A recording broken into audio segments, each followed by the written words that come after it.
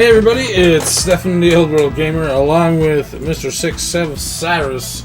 Welcome to another episode of the Retro Indie Pixels podcast. We're back again. We didn't miss this week. Ooh, no breaks. What are you gonna do now? It was close. It was close. It was a squeaker, guys. He says a squeaker, but watch all the fucking news we have. You watch. We seen you there before that, Grimley. I knew you got your Drova. Oh, Drova.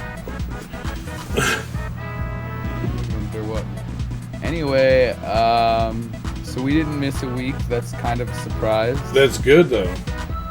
I know my news is a little more laid out a little differently than it is for me normally. Somehow it's still kind of balanced, but yeah. Well, you have a lot of developing this week, which is fine. Last week I didn't have any Best of Steam, dude. So yeah. I mean, stuff happens. This week I have some games, and I only have one Kickstarter. So okay, I gotta ask while we're live before we get going. Did the one Kickstarter that I'm covering somewhere else take away a Kickstarter from you? I'm kind of curious. I don't think so. Can't help it. Nice. I mean, it does. Right. It's not a big deal. No, of course not. I mean, at that point, it's like, who likes the genre more? Or something like that. Oh, hi, Liz. I'm very social today. It's a social cast. Indeed. So, Retro Dodo actually had some hardware-ish news. This might be speculation. It might not. Okay. But our first article this week is RG555 could be Anbernic's 5-inch handheld dropping this year. And what's that look like? A Switch. Very much so, yeah. That is the Switch Lite, and I don't even hate it. Because we're going to see some pictures in a minute here.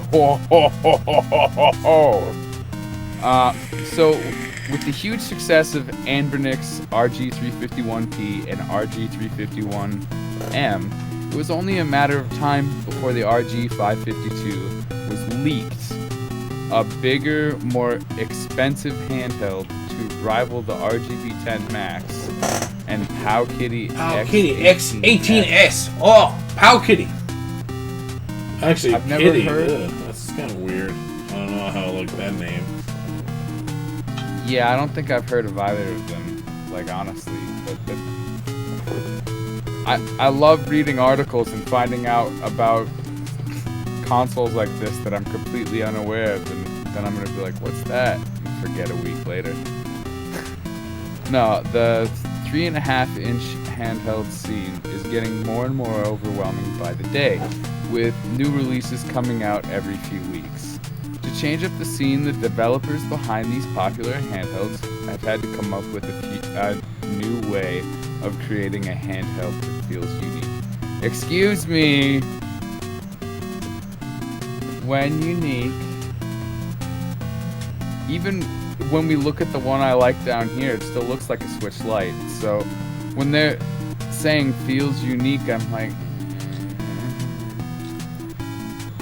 So what you'll start to see, just like we mentioned months ago in our Retrospect podcast, is more handhelds coming out with 5-inch screens just like the Odroid Go Super, which has started the trend in this affordable market.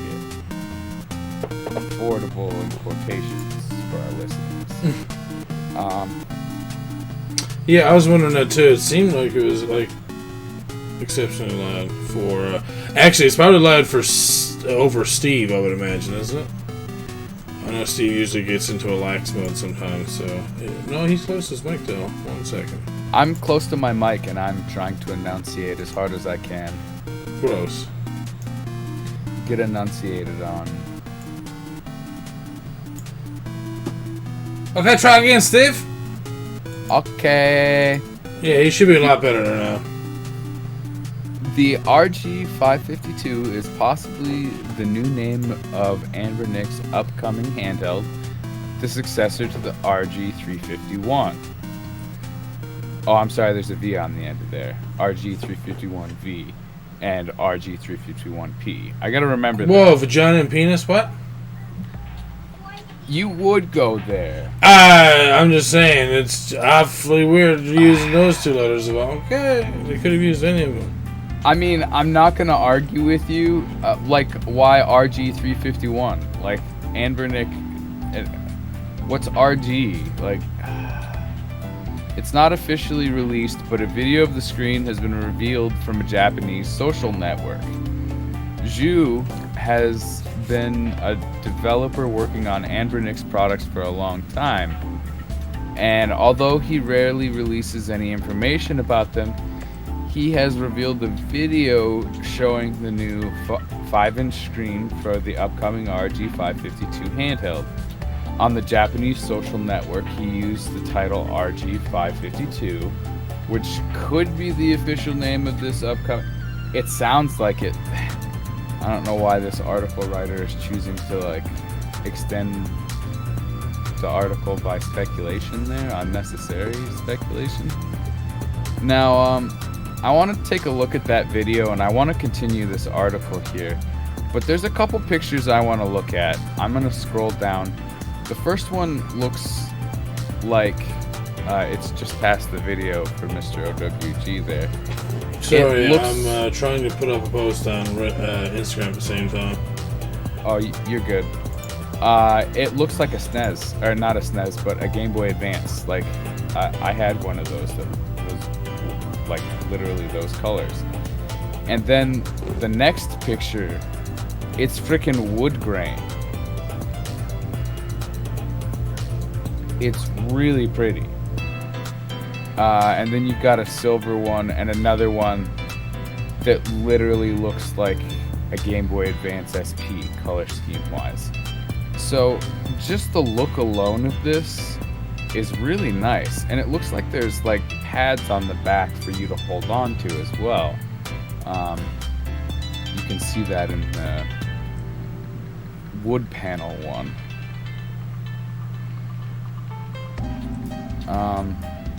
The reason I wanted to do that is because the rest of this article is speculation, basically. So the specifications, rumored, the 5.5-inch HD IPS screen, being able to switch between 4, 3, and 16 by 9, which I guess is a big deal. Dual TF card. What's a TF card? None of your business. Okay. You got dual joysticks and dual speakers and an HDMI out. Like, literally, this is the Switch Lite, but with the ability to HDMI out.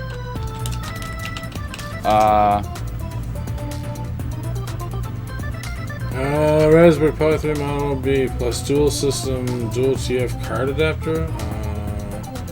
What is a TF card? For mobile phone users, strangely very tiny, thin, extensible memory card. That's TF cards, smallest memory card in size. We can say, okay, I guess they're small memory cards. Gotcha. So it's got 2 slots for those, and apparently they have big memory.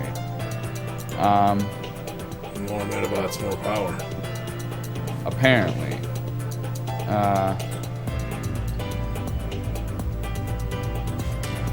The article writer here says something about needing a new chipset, and it better be able to PSP emulation, which apparently flawless PSP emulation is a difficult thing. So basically they're saying it looks like there's a better processor, but we don't know. And I'm like, okay, this is nice.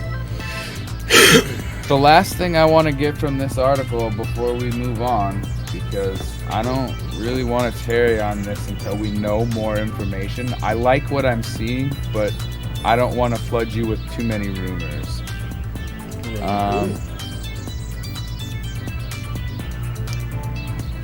Retro Dodo right now is estimating that this system will probably cost you between $120 and $160, and if that were the case, it's gonna put the Switch out of business.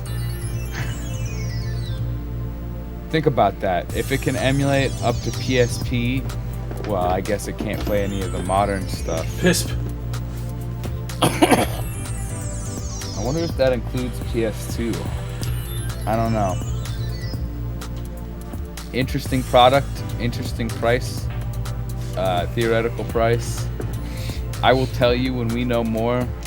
All I know is Anbernic, can I please have some actual carved wooden systems? Like cool. The picture that we're looking at here. Like hardwood systems would be very nice. Expensive though, depending on what type of hardwoods they're using. Most hardwoods are not cheap, especially now when there's a shortage. Oh, of course. Nobody's growing trees. And yeah, but you can't just grow trees on trees. Facing me. We'll check back in with the RG552 or whatever Anbernic's gonna call this thing in the future. In the future. Yeah. Yeah. We're moving on.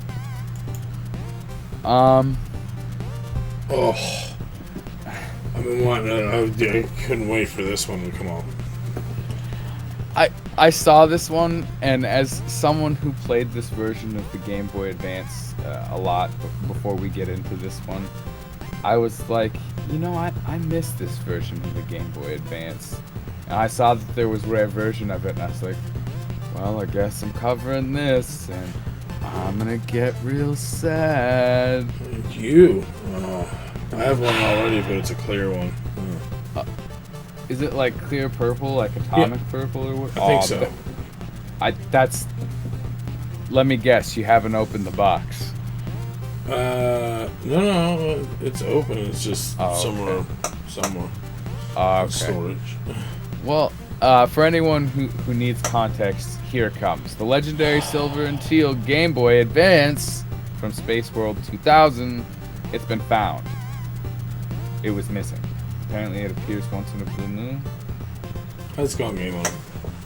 Welcome to the stream,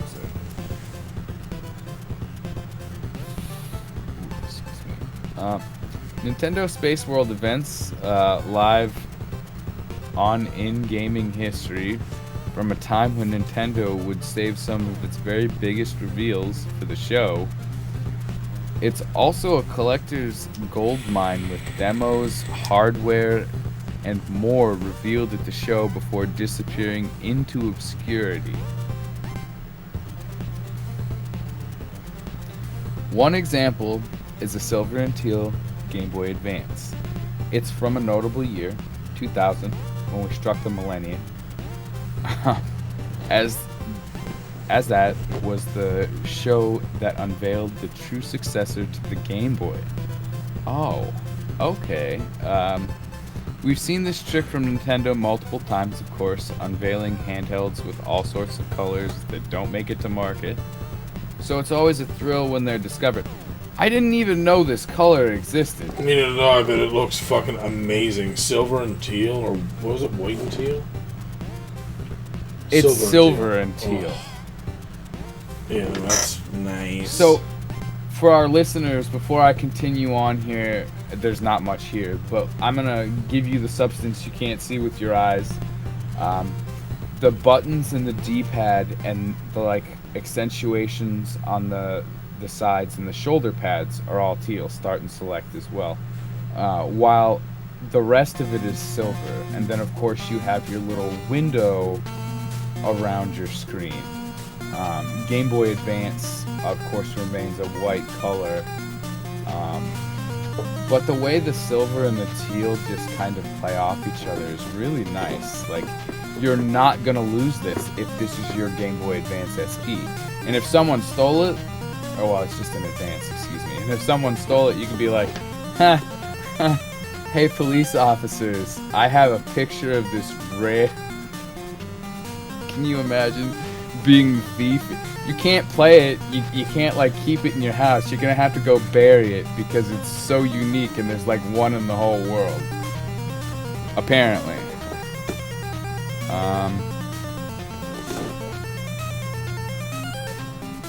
Yeah, it doesn't even tell us if there's more than one of these in existence. Oh, there was an orange and silver one too?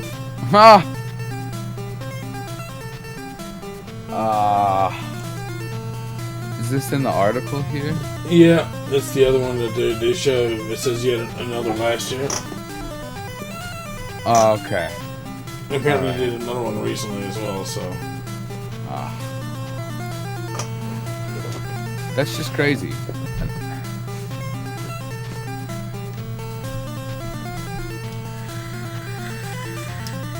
So, really not much to say about this one. To our listeners, I will end on this note. It's a very short article, and you're probably like, what the heck? Go look it up. Go look at a picture. And you can beautiful. Hit me up on Twitter and tell me if you like it or if you think it's crazy. I think it looks much nicer than the orange one I've seen there for a few seconds. Let me guess. The buttons were orange? Yeah, like everywhere it's teal on this one, it was orange. I'm just like, eh. You gotta be just careful. Looks nicer on. It's easier on the eyes, I think. Mm-hmm. You gotta be careful with the colors that you pick with this. And again, to the listeners, I gotta encourage you to go look at a picture of this because you're gonna feel differently about this, and that's okay. That's why I said at me about it on Twitter. I'm curious to hear other people's opinions. Because while for me this is a hit, and for Stefan it's a hit, it could be missed for so many people, and I can kind of understand that, but I want to hear, that opinion, I guess. So, was it last cast or the cast before where I was talking about cardboard box replacements for your SNES games? What? I guess so. I hope you're going to this random thing that you have here. I might have them in a different order. Is the next article from Nintendo Life, does it start with ouch and an exclamation mark? No. Or did I actually miss something in my list? Oh, you might have changed it afterwards. No, you missed the Tetris game, apparently. Online multiverse, the third one on your list there. No, this article right here, I missed. Because it was supposed to be before that, so I'm gonna give you the link now, and I'm gonna apologize, but previously on a cast, we were talking about replacement cases. And, here's a flip side to that, and it's not a pretty one. Ouch! NES collector recalls the time he threw out packaging worth $4,000 to save space. It's cardboard. Who cares? I care. It's never gonna get inked that way ever again. And before I get into this article, I really wanted to like I said, we talk about replacement stuff. And this is a good moment for me to be like, if you have these old things, please do not throw them away. Please take care of them. You have things that will probably never exist again, and depending on how well you take care of it, that might be the story that gets told to anyone about this thing. Please take care of these old cardboard boxes. They're not trash. They are part of culture. Okay, now I'm gonna get into the article because public service announcement before the pain. Anyone who collects video games, Mr. OWG over there, I can feel the cringe from here. They know there's often a massive price difference between a loose cartridge and a mint in box. Which is something else we were talking about, was that copy of Mario that was mint in box. I do Box Quest, which is my very, very slow progression of collecting the entire NES series complete in box. And I don't think that's going to happen in my lifetime, and to be all honest. A lot of this material is destroyed, unfortunately. This article is an example of that. And that's why the Game Hunter 09's hashtag in chat, Save the Box campaign, it's legit. Because these things I don't want to imagine only having digital pictures to look at these things. I want to be able to say, we have museums and individuals who have physical copies of these things instead of, yeah, there are no King's Quest 6 manuals. You literally can only get this information, the copyright information, the copyright protection, information from the internet. That feels really weird and wrong to me as someone who enjoyed that game. And that would be some of those materials kept in the box. But to go back where I was before I got off all killed, I was trying to mention that copy of Mario that sold for over $300,000 when you could buy a loose cart for probably pennies on the dollar right now because there's a billion of them. It's one of the most printed games in existence. I want to get 500 of those. Make a chair. I know. Yeah. I wish that would come to fruition someday, but It would definitely make some people mad, though. It would, but the thing is that game had a literal billion copies. Not that many, but I'm exaggerating because it was printed so wildly. And yes, I'm gonna call it printed.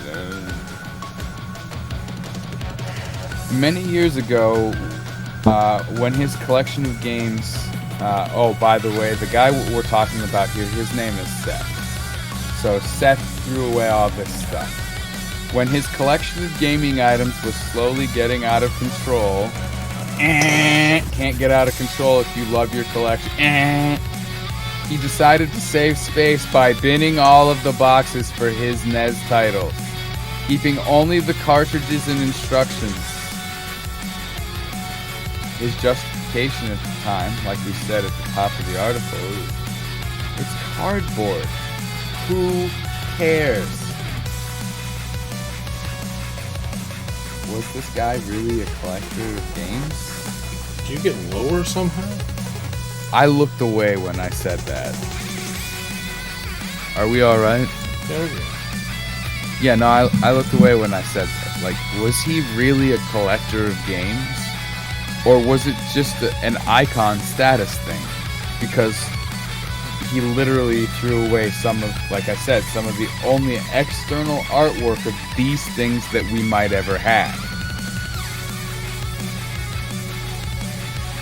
It was only later when he got back into retro collecting. God, got back, see? And the internet began accurately charting the value of complete items that Seth realized the massive mistake he had made. I saw some of the prices of the complete versus the single game. Then I was like, oh man, there's so much that just went into a landfill. That was just stupid. Yes. He cites the ill-fated Rob toy as an example. While he still has the robot, the games, and all of the items that came with it, he lacks the packaging, and the box alone can fetch prices of up to $500 when put on sale. Ouch. Seth estimates that by trashing all of that packaging, he reduced the value of his NES collection by around $4,000.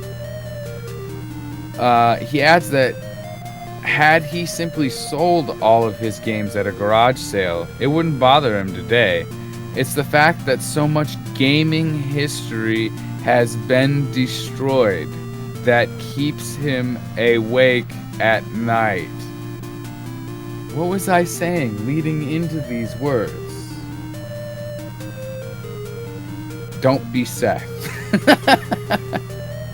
Jesus. Yeah, and he's gonna give advice, which is what we were already talking about. And I'm gonna leave this open again to our listeners. I'm gonna keep doing this until someone asks me on Twitter. Do you have a story that relates to boxes and booklets and things related to retro gaming that you may or may not have unwholly destroyed or thrown away? Tell me all about it so I can cringe and cry and probably die inside.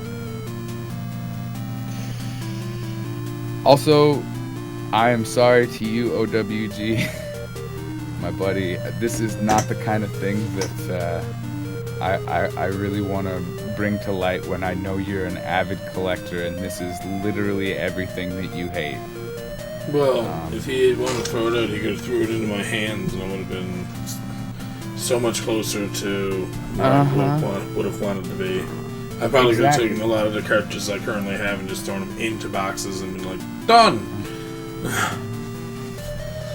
Yeah, I'm really frustrated about this. I can't imagine how he feels as an avid collector. I cannot. Well, considering I only have like an 8th, maybe a 7th. I know that's a weird number to give, but I would say more along the lines of an 8th or so of the games in box. So I'm nowhere close. But you have games in box and you're treating them appropriately. Oh yeah, no, I never given anything, but I don't have to. I even actually have 2 copies of Tetris, but they're 2 different boxes. Very similar, but different. This is the same thing as when you used to get Final Fantasy and Final Fantasy Greatest Hits. Or anthology version for 5 and 6. Oh. Well, what I'm talking about is, here's Final Fantasy 7. Here's Final Fantasy 7 Greatest Hits. It's the exact same game. It's just it was re-released again on PlayStation. Yeah, that kind of shit.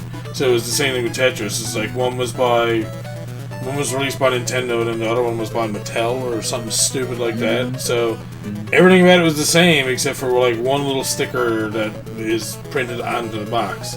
So I was just like, some dude gave it to me randomly when I was telling him about it when I was at work one day, and he was all like, "Hey, I have a Tetris box, so you can have that." And I was like, "Okay, cool." I went home, I was like, "Wait, these aren't the same."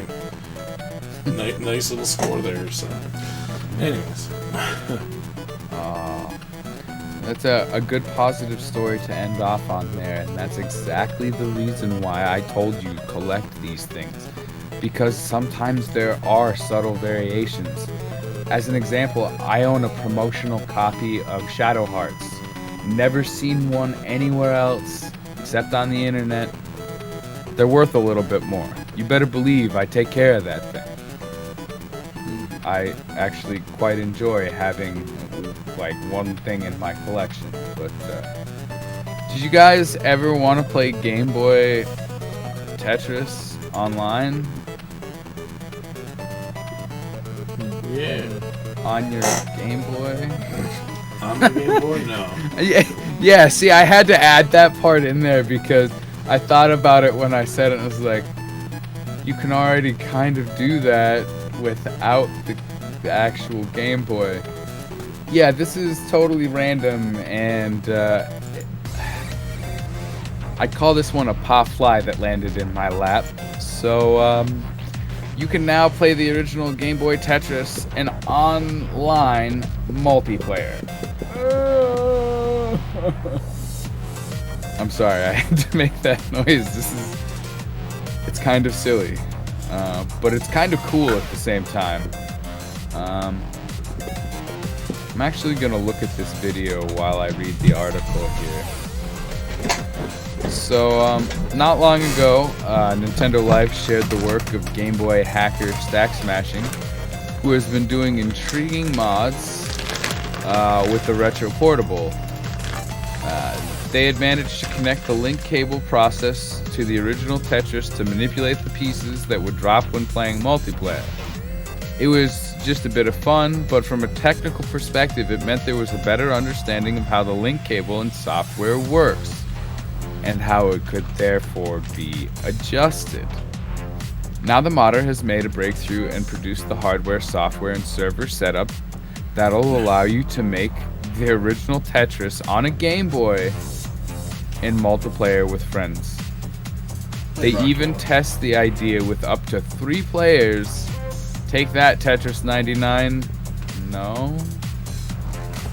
3 is not 99. Okay, article writer. It's not the same. No. Same thing. It's rather clever as the various mods allow software to connect to the Game Boy and essentially recreate the communication that the link cable would enable in the past. It's fun to see online multiplayer actually functioning on technology from the late 1980s. So the first part of this explains, like, let me go back here in the video.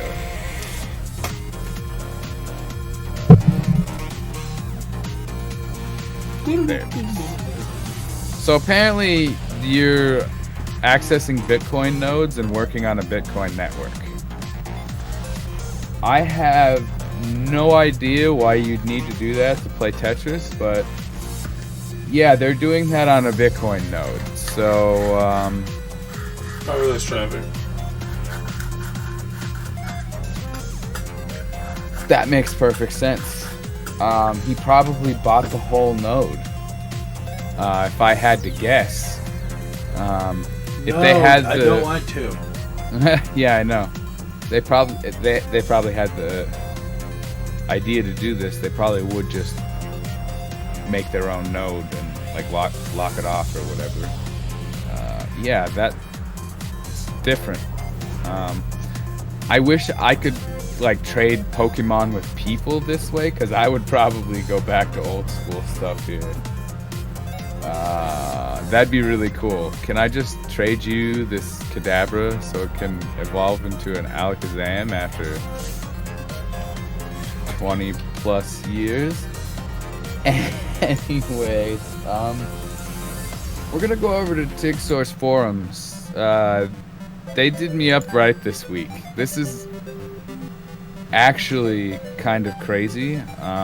There are a lot of games here, and 4 or 5 of them are quite interesting. And we're gonna go right into the interesting. The first game's called Undying Husk. So that's a lie. It's Undying Dusk. Oh, Dusk. Wow, I failed. Thank you for the correction. Dr. Max Kurt. It just released on April 26th. An adventure game. They were working on it for the past year. Here's the thing that gets me, and we're gonna talk about this a little as we go. It's in PDF format. Pitiful. You're playing it. It's literally a text document format. And it's like, wait, what's going on here? This is a video game in PDF format, with a gameplay based on exploration and logic puzzles in the tradition of dungeon crawlers, featuring around 200,000 PDF pages. Retro aesthetics, 160 by 120 resolution and a 16 colors palette. Grid-based world with 50 plus distinct tiles and 10 maps to explore. More than 30 treasure items, weapons, and spells to pick up in order to face 15 enemy monsters. 20 music tracks, thousands of game over pages, and a single path to victory. 4 hidden secrets and a concealed epilogue. I don't like to conceal my epilogue. And an online Hall of Fame. So, if any of you are like me and you're like, wait, a PDF game? Why did he do that? Well, someone actually was like, okay, wait a second. This is MT Orc 1 on the forums here. He says, okay, wait a second. You made a game based on a single PDF file. I don't know what to say to that.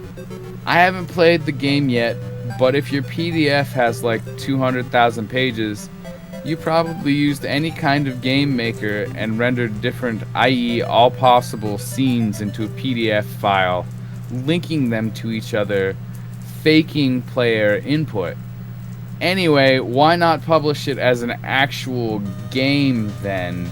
Can you explain what led you to the decision to use PDF as a game engine? some of that was hard to keep up with, but right there at the end, he gets to the core of it. Someone else adds Game Dev Zero, Game Developer Zero, actually. I'm not even sure I can open a PDF with 200,000 pages.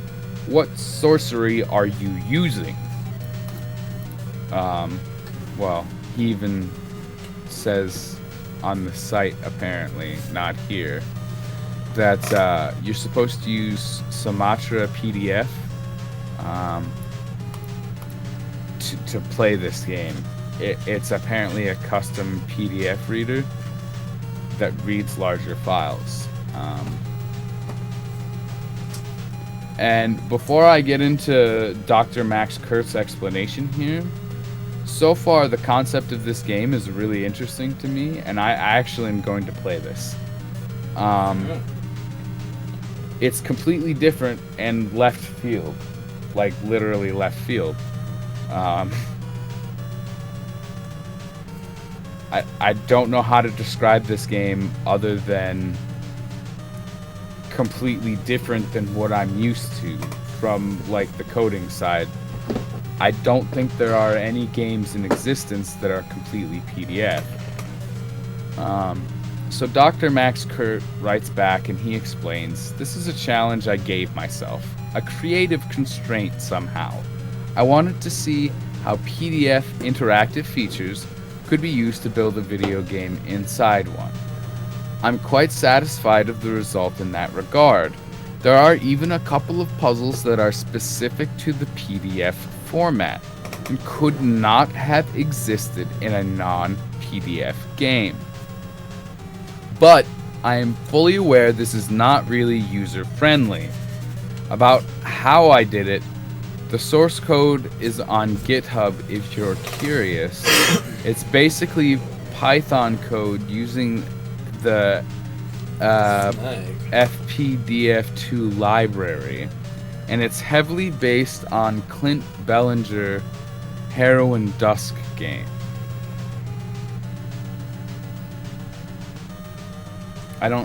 That last line is a little confusing, but this person is more than willing to share how they did what they're doing. They want to interact with people, and they went way out of their way to make a game in PDF, and it has unique puzzles in that format. Like, holy cow, Undying Dusk.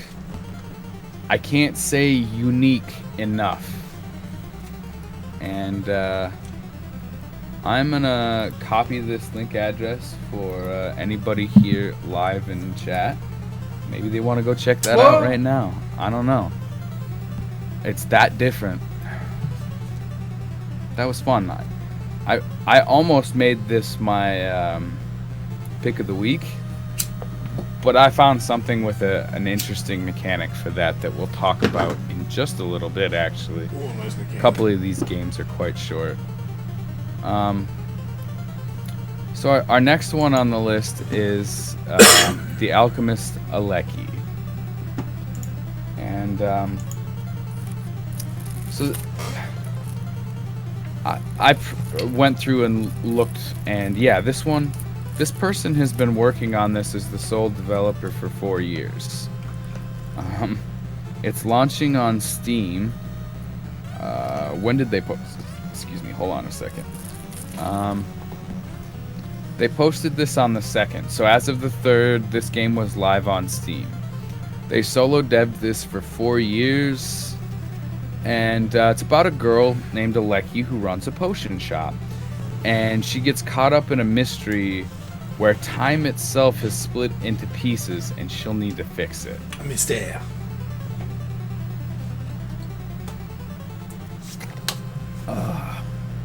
Dry throat alert. You make a variety of potions in this game in multiple different ways. One way is to merge the items together and then sell the resulting potion in your shop. This will also require you to pick a target audience for that potion, which will affect its sell chance and price. Another way is to use the item's elemental properties to create potions people need right away. Each ingredient ingredient has a mixture of 4 different elements. People will ask for potions with a specific elemental mix, and your job is to put the ingredients into a pot until it has the required amount of elements to be sold. To get the ingredients for your potion, and to save time itself, you will have to venture out into the time-merged areas and defeat enemies that will drop the ingredients you can use. Powerful boss enemies will be at the end of each area and will drop the ingredients required to make a potion to fix the timeline.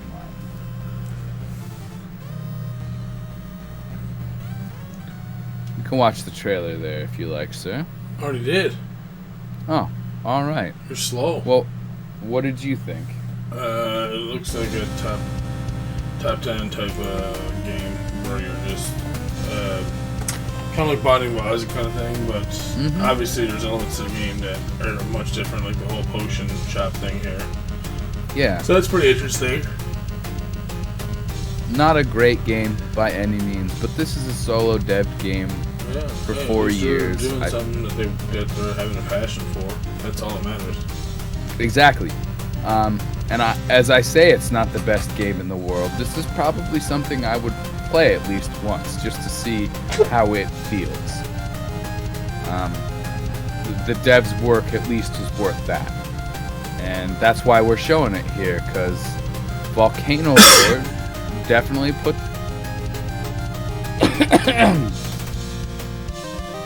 Alright.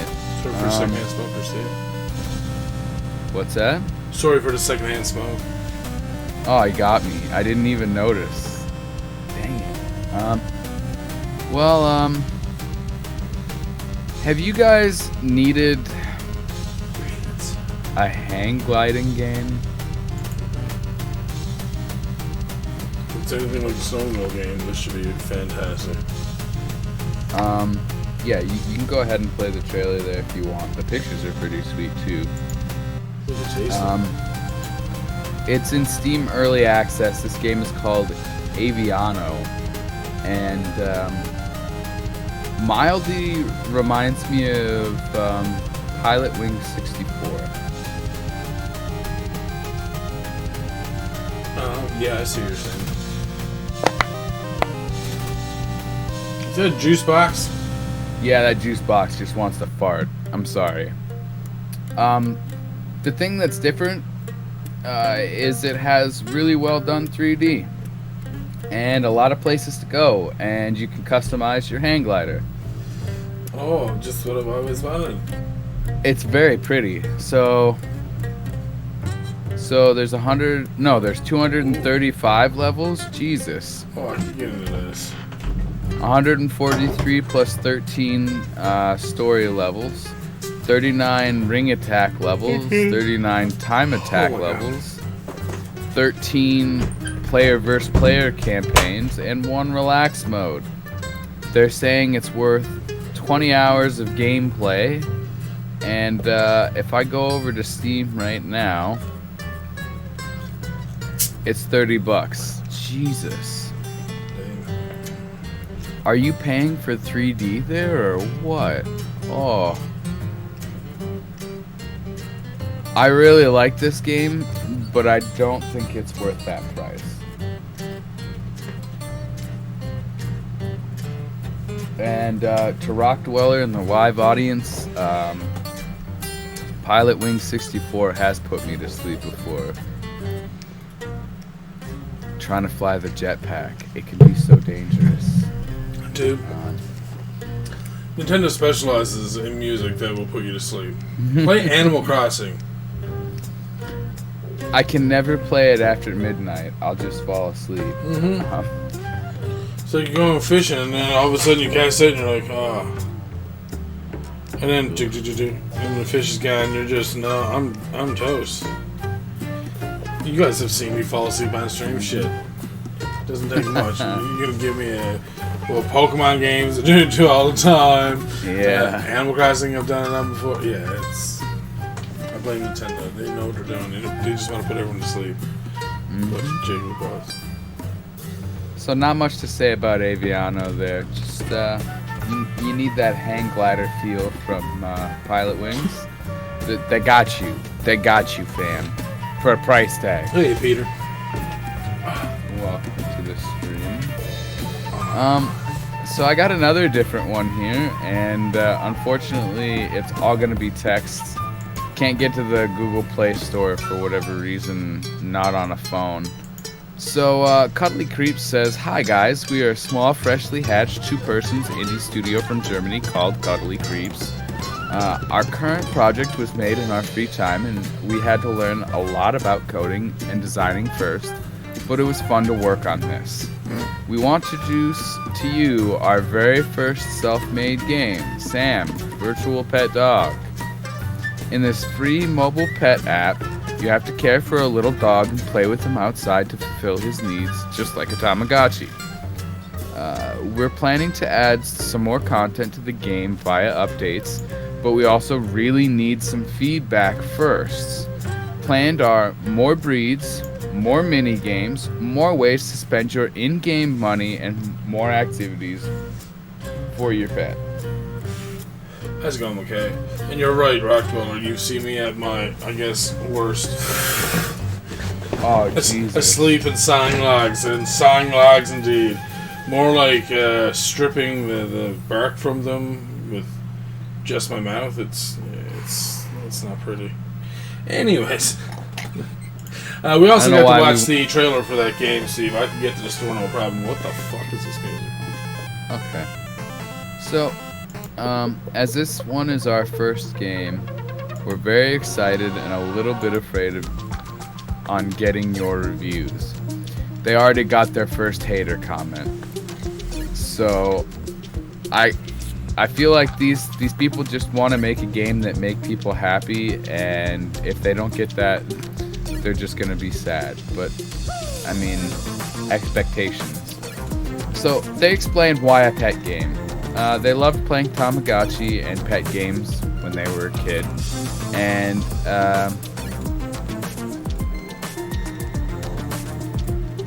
they liked watching the animations and the feel of having a digital pet.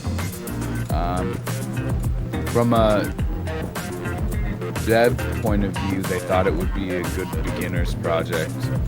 And of course, they say since Corona started, we had a lot of time and wanted to fill it with something useful. As I already had some basic programming experience and my wife likes to draw, we decided to make this game. Okay. Back to the game. I chose Unity as my game engine as it seemed easy to learn and it's free to use. Are you on SoulAsh or are you still on Sam?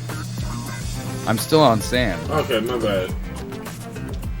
Oh, I see that. Yeah, now I see it part of you. My bad. It's alright.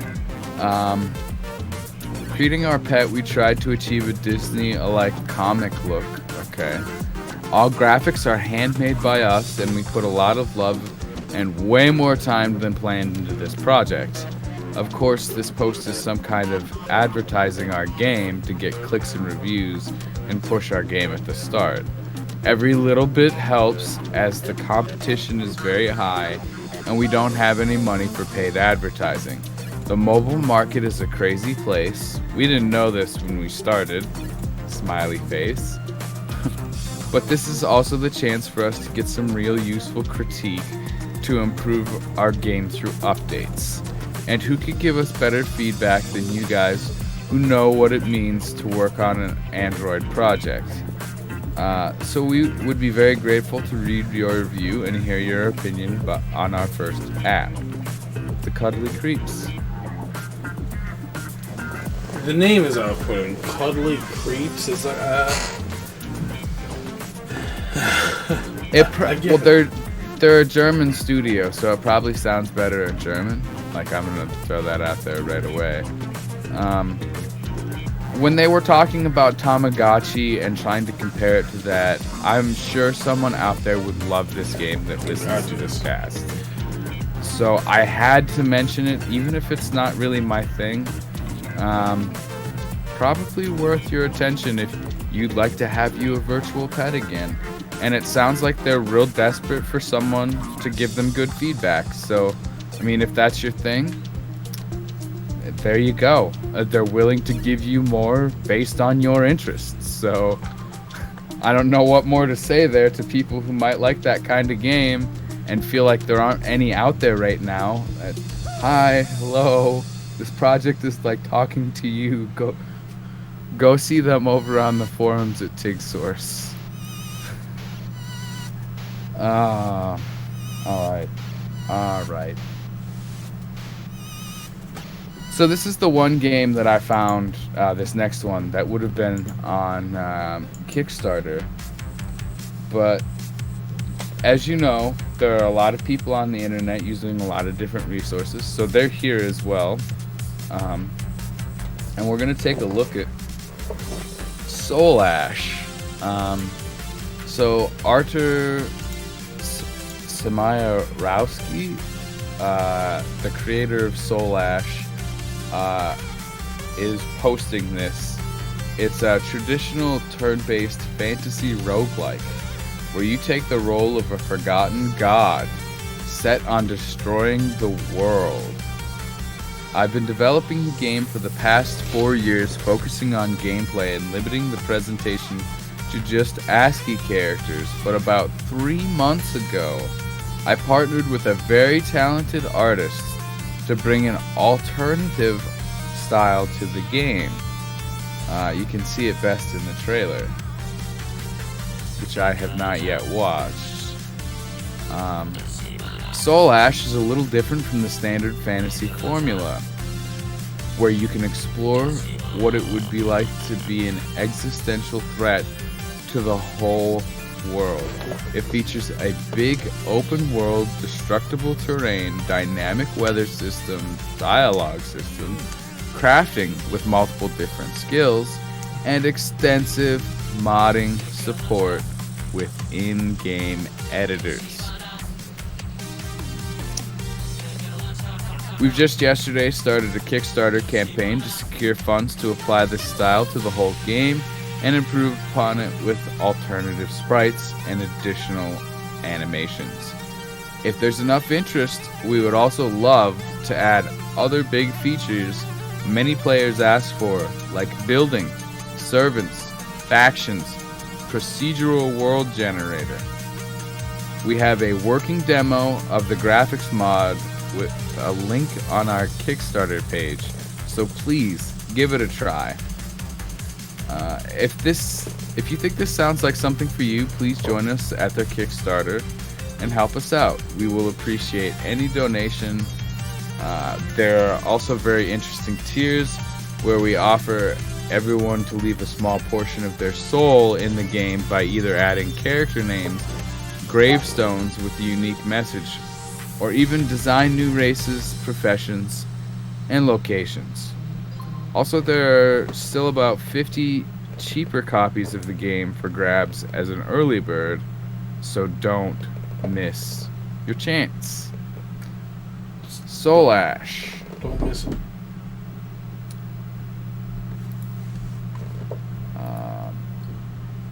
That one's quite interesting. I really thought that was worth talking about there. It's another one where they really want feedback and really want to talk to people. Can't wait to see more of it.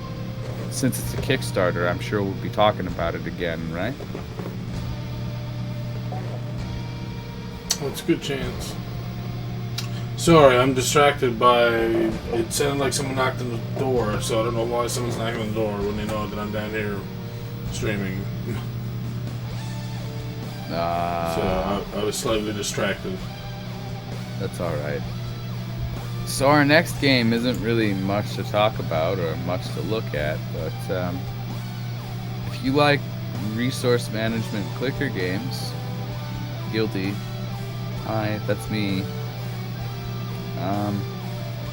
We have Orchestrate, a sound-based resource management game.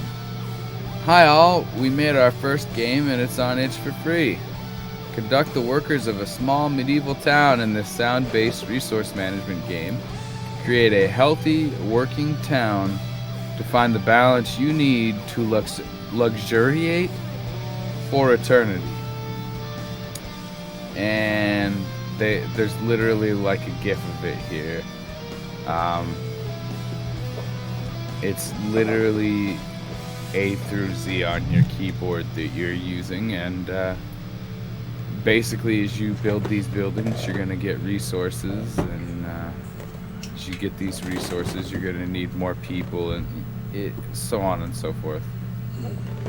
It's a very basic game, not really much to talk about, but I haven't really covered any clicker games, and there are certain kinds of clicker games I like, and this one's alright. It's not terrible. Oh, I know which clicker game I like. But also, it's sound-based. I don't know what that means. That was, I guess, like clickbait to get people to pay attention to it. But maybe things make different sounds when stuff happens. I don't know. You're clickbait, Steve. Yeah, I know. I was trying to ignore you. Have candy. It puts the candy in its face. Wait. If he actually does that, I'm gonna laugh really hard. He's doing it.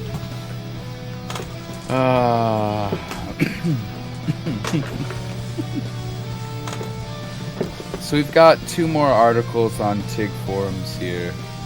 We got another Android game, and all we got is like 3 pictures. So yay.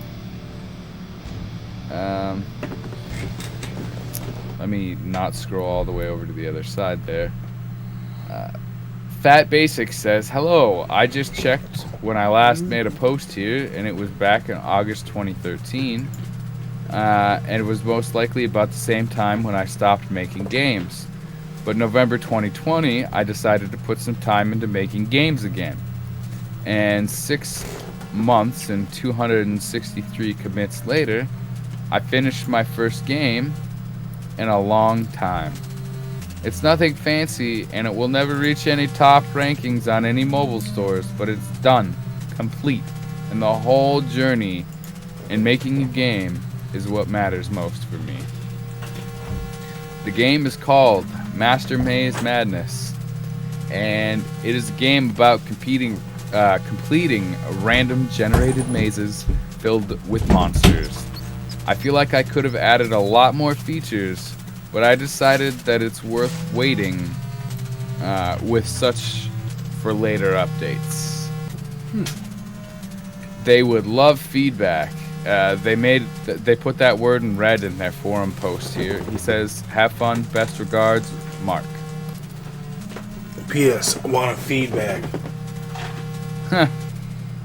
So yeah, if you needed more maze games where you shoot things, try and stay alive, here you go. It's right there for you on Android. Master Maze Madness. And Mark would love your feedback. He'd love it, he would. Wouldn't you, Mark? In red. I am not trying to make fun of you, sir. I promise. If it happens that way, I will cry with you. Alright. Did you guys need more Souls-like games? Were you looking deep in your soul and wondering when you would get your next 2D Souls-like? Because no one cares about 3D Souls-like anymore. Nah, I'm just being memester. I apologize. So Salamir posted on May 3rd Parasight, a 2D Souls-like game, and that's Parasight.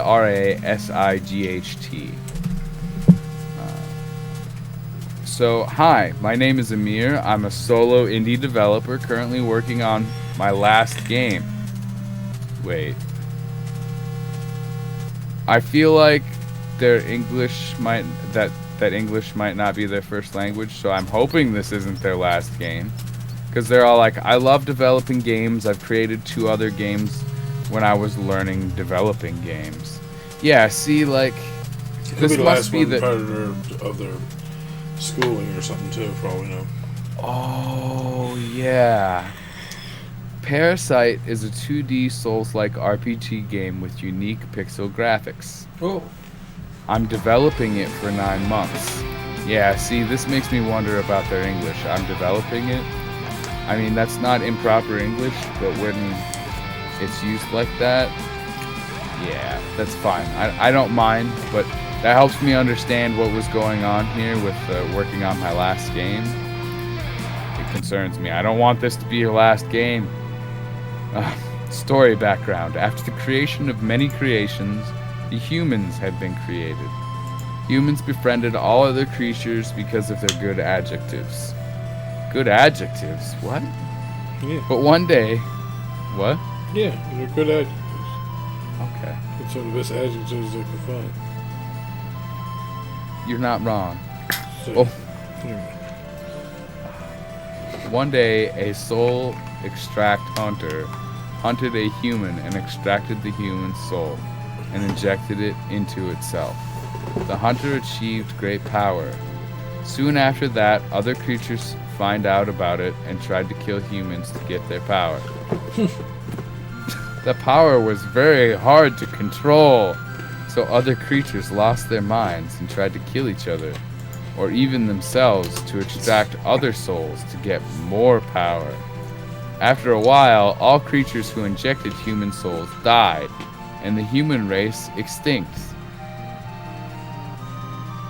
Only one man from the Steinex race was able to control the human soul's power. He became a tyrant king of Nevermore Island. After a few years, a meteorite landed on Nevermore Island. And now the story starts. Okay. Wait. The story follows in the game. I can't say more. It will be spoiled. The story is dynamic. It changes by your choices and actions in the game. The protagonist of the game. Thy name is Dishleon.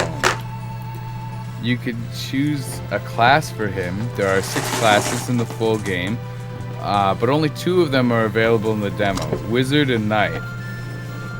Talk about vanilla. God. The demo. A very small part of the full game. I've created it to show the art style, gameplay, and the base idea of the full game. The full game may vary from the demo. Really? So this is a Unity project. The demo is available for all PC, Mac, Linux, and Windows. The full game's 30% done. And there's some really nice pictures of it here.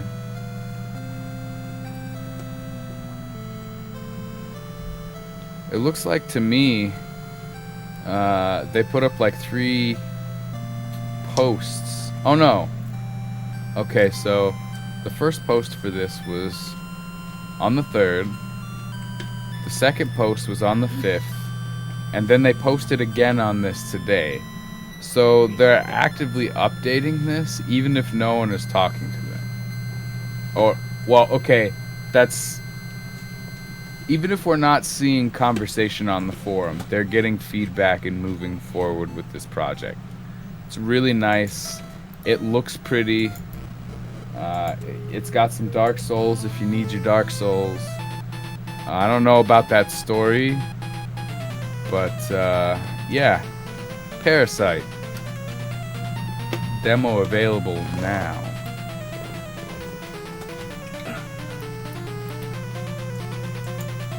This kind of like talk show thing on here, this trailer is more like Undertale.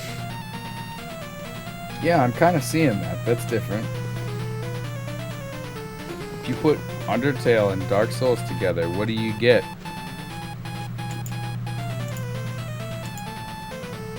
I don't know. I was asking.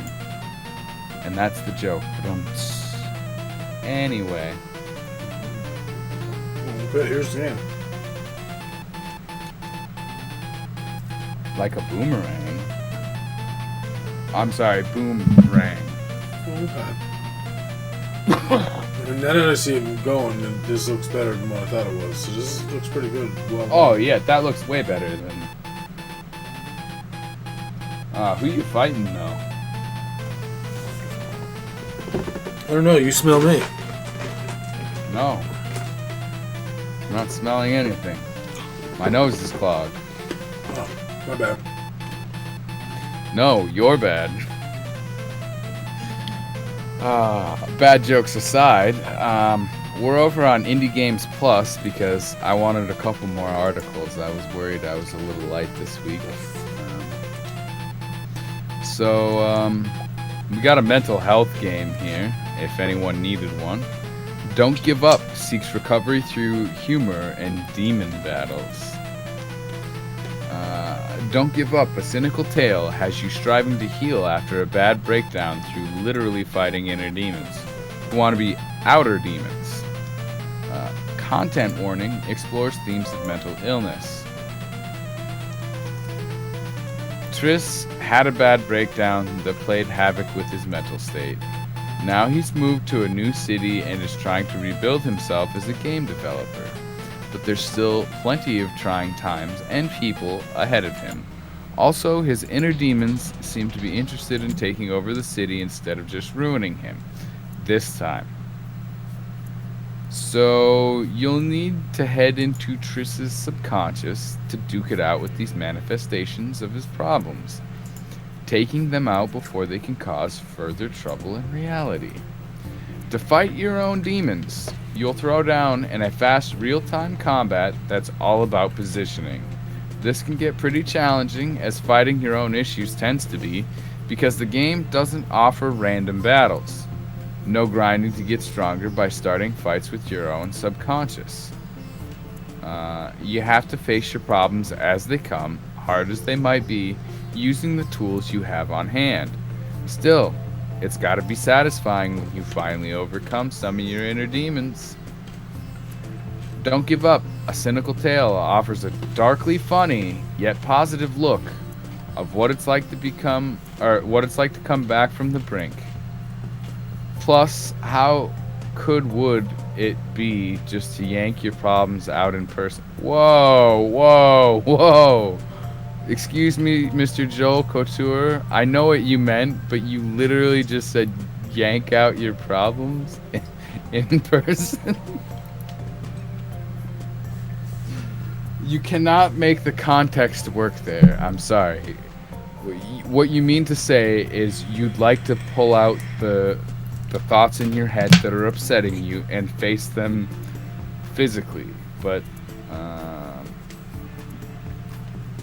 yeah, I guess no matter how what words you use there, it might not help. Yank-winged. Whoa. Nah, yank him. Yeah. Dang it, Peter. The live audience is taking over again. Don't mind me. Just gonna shake my head a little here. We haven't covered a mental health game on the cast in quite some time, so you need one? There's one out there for you. Don't Give Up, a cynical tale. It's waiting for you. Alright. We're all the way down to the bottom of my lists. This is my spotlight for the week. It's called Luckslinger, and you use collected luck to save or get screwed. I don't really like the way the title was there. Use collected luck to save or screw you.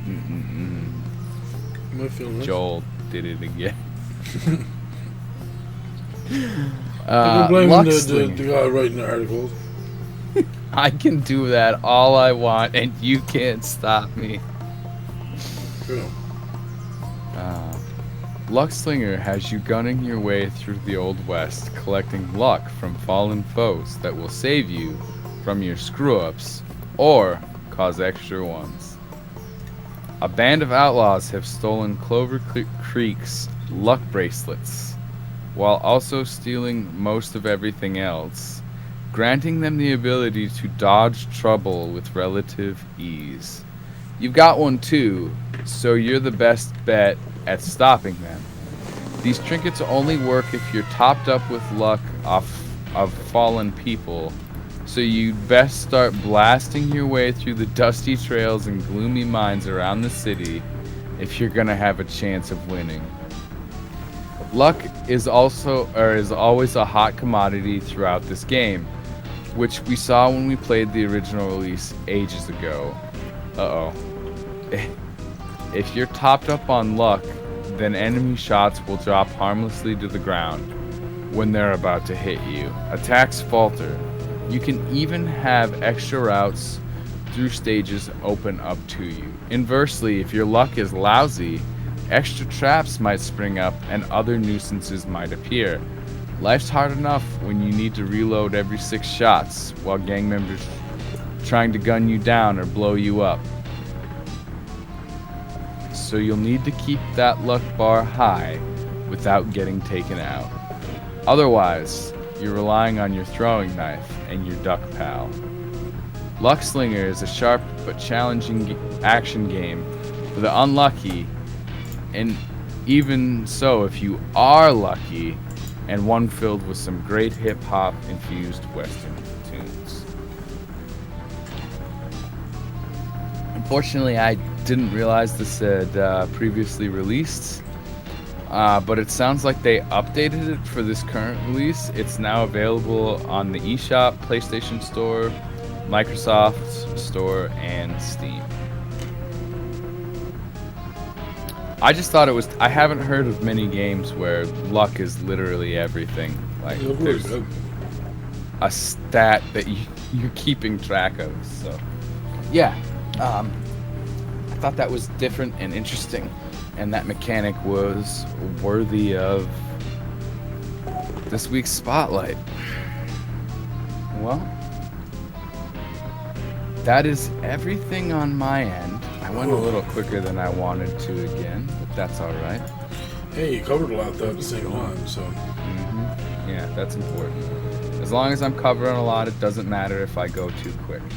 But anyway, since that is it for me, I will hand it over to the host of the podcast, Mr. Old World Gamer. Sir, what do you have for us on the Best of Steam?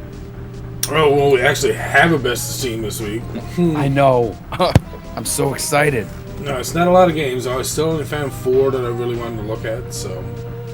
and like I said, actually 2 Kickstarters. I thought it was only 1, but it was 2. Excuse me, my God. That's a Jones soda. Delicious Jones's soda. Soda by Jones's. Anyways, I'm gonna check out that dimmer. I'm also gonna pause this music. Jesus. Alright. First game we're starting out with here is called Little Witch in the Woods. Little Witch in the Woods tells the story of Ellie, an apprentice witch. Explore the mystical forest, help the charming residents, and experience the daily life of the witch. This is developed and published by Sunny Side Up. Ooh, delicious eggs. RPG, relaxing fantasy, magic, adventure. This looks super cute. So I had to take a look at it. So you got it up there, sir? I Early do. access. They don't have anything there yet. So let's turn that trailer. Let's go. Go. Go, go.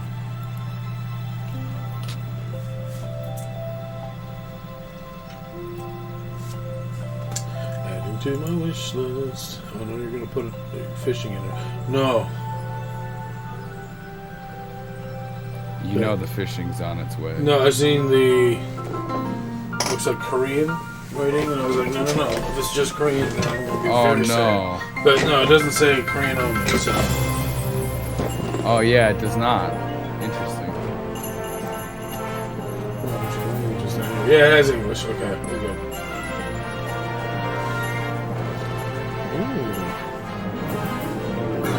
I was gonna say it's somewhat like Stardew Valley, but at the same time, it's nothing like. There's no farming, I don't think, but it looks good. It's more like exploration and like little adventures as a young witch. You know what it reminds me more of? Graveyard Keeper. Oh, there's a lot of charm in this game. Very beautiful. Yeah. What? What was the fish? Oh, there's a kitty coming to get the fish. Oh.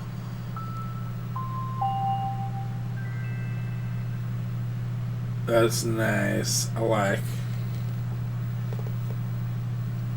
That is very cute. I would definitely play this.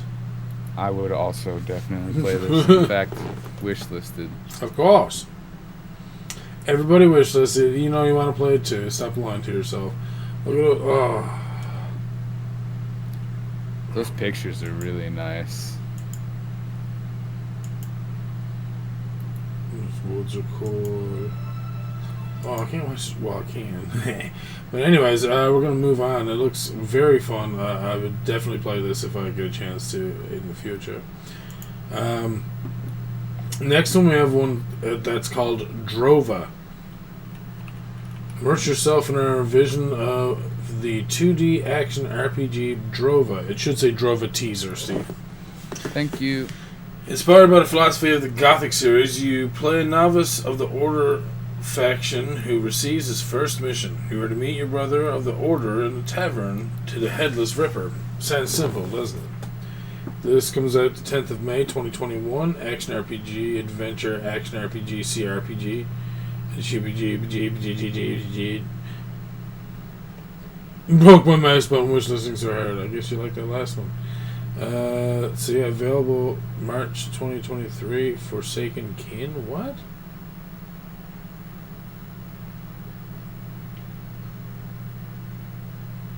So the teaser is going to be out on the 10th of May then, I guess? Let's watch the video. Yeah. I like the art style. Well, It's arty. So.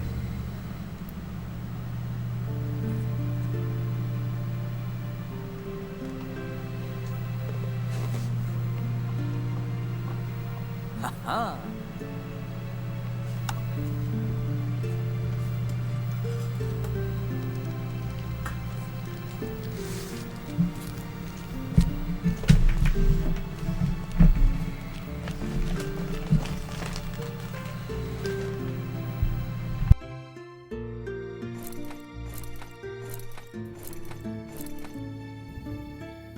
The menus looked really nice there.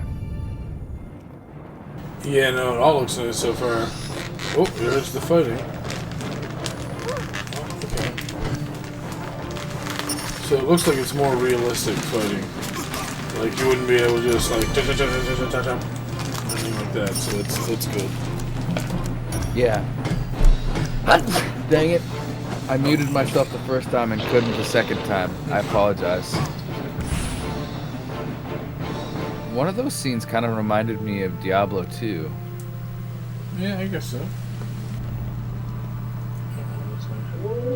Oh, the prequel game comes out in 3 days. Yeah. And the The actual game comes out in 2023. That's what I was saying earlier. Okay, I understand now.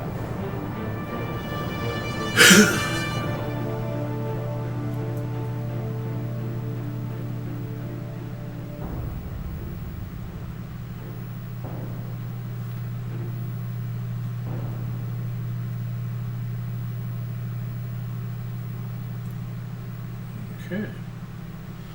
Well.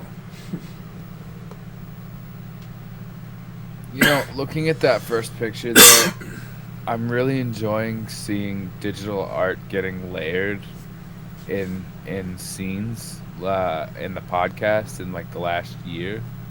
When you do pixel art style like this and you take the time, it just looks so beautiful. Oh yeah. That's why I always stick towards the pixel art stuff, because pixel art has, I don't know, it has some sort of depth to it that I enjoy more so than the more modern stuff, I guess.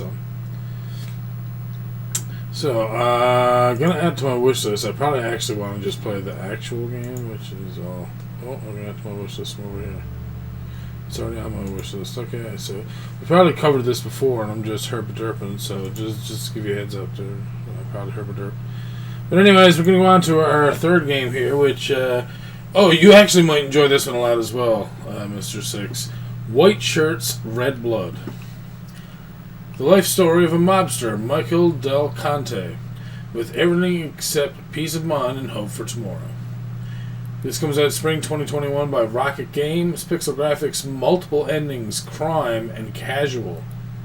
And it looks amazing. Casual crime. He got me. Let's watch the trailer.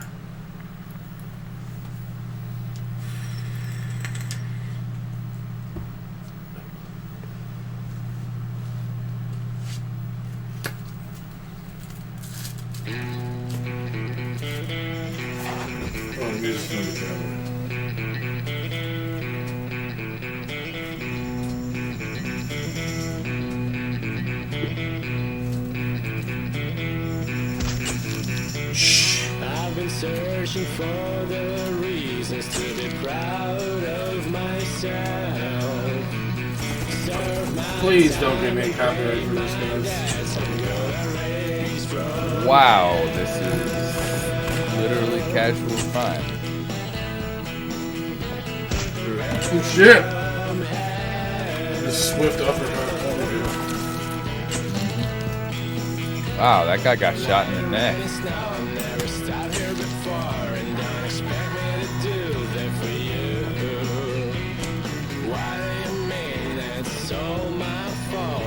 Because he didn't have the neck for it. This is actually a fairly badass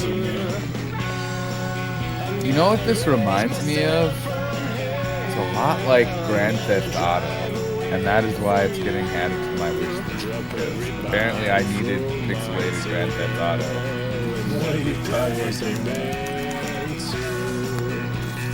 That's what I'm going to. Yeah, I'm not sure what's going on. Man, Rocky, man. Like, what?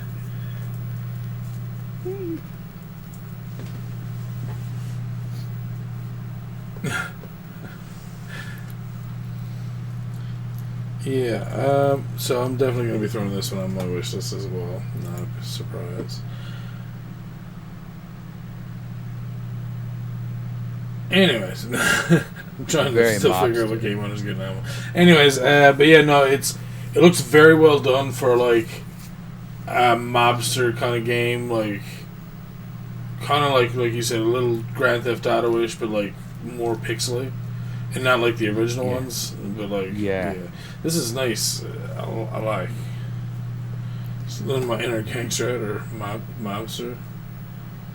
Is that like Mexican lobster? I don't understand. Whoa. What's our last game in the best of Steam? What do you mean, whoa? Because I said Mexican lobster? Is that... is that poor derogatory somehow? I don't understand. You didn't think of the lobster. What? It's a joke. Calm down. Oh, okay. I was like, I still don't understand. This last one... I'm going to show you this, and there's no actual video for this. It's called World Racing 95. Race like it's 1995. Classic arcade racing action for up to 4 players. A single-player story mode packed with 30 tough missions across country highway with dozens of routes, making this one of the meanest racers around. Comes out May 2021. This is local 4-player. If this was online co-op, this would be so much fun. I would play the crap out of this all the time with you guys because I know it would be hilarious. It would have to be. Wow. Like, it kind of has some Mario Kart aspects when you look at like that map with the snowman on it. Then you have other stuff that just doesn't really remind you of any of that stuff at all. It's just like, ooh, it's a fun racer game. Like, and that's kind of what we need, honestly. I think we need more like multiplayer games that are just fun in general to play, like the Golf with Your Friends series that we used to play once in a while. That'd be nice. I'm sorry. Intel i5-6400 processor, NVIDIA GeForce GTX 970 4GB, 1 GB of storage space, minimum 4 GB of RAM. I'm sorry. I can no longer World Racing 95 because those specs don't exist in 95. I'm gonna go cry now.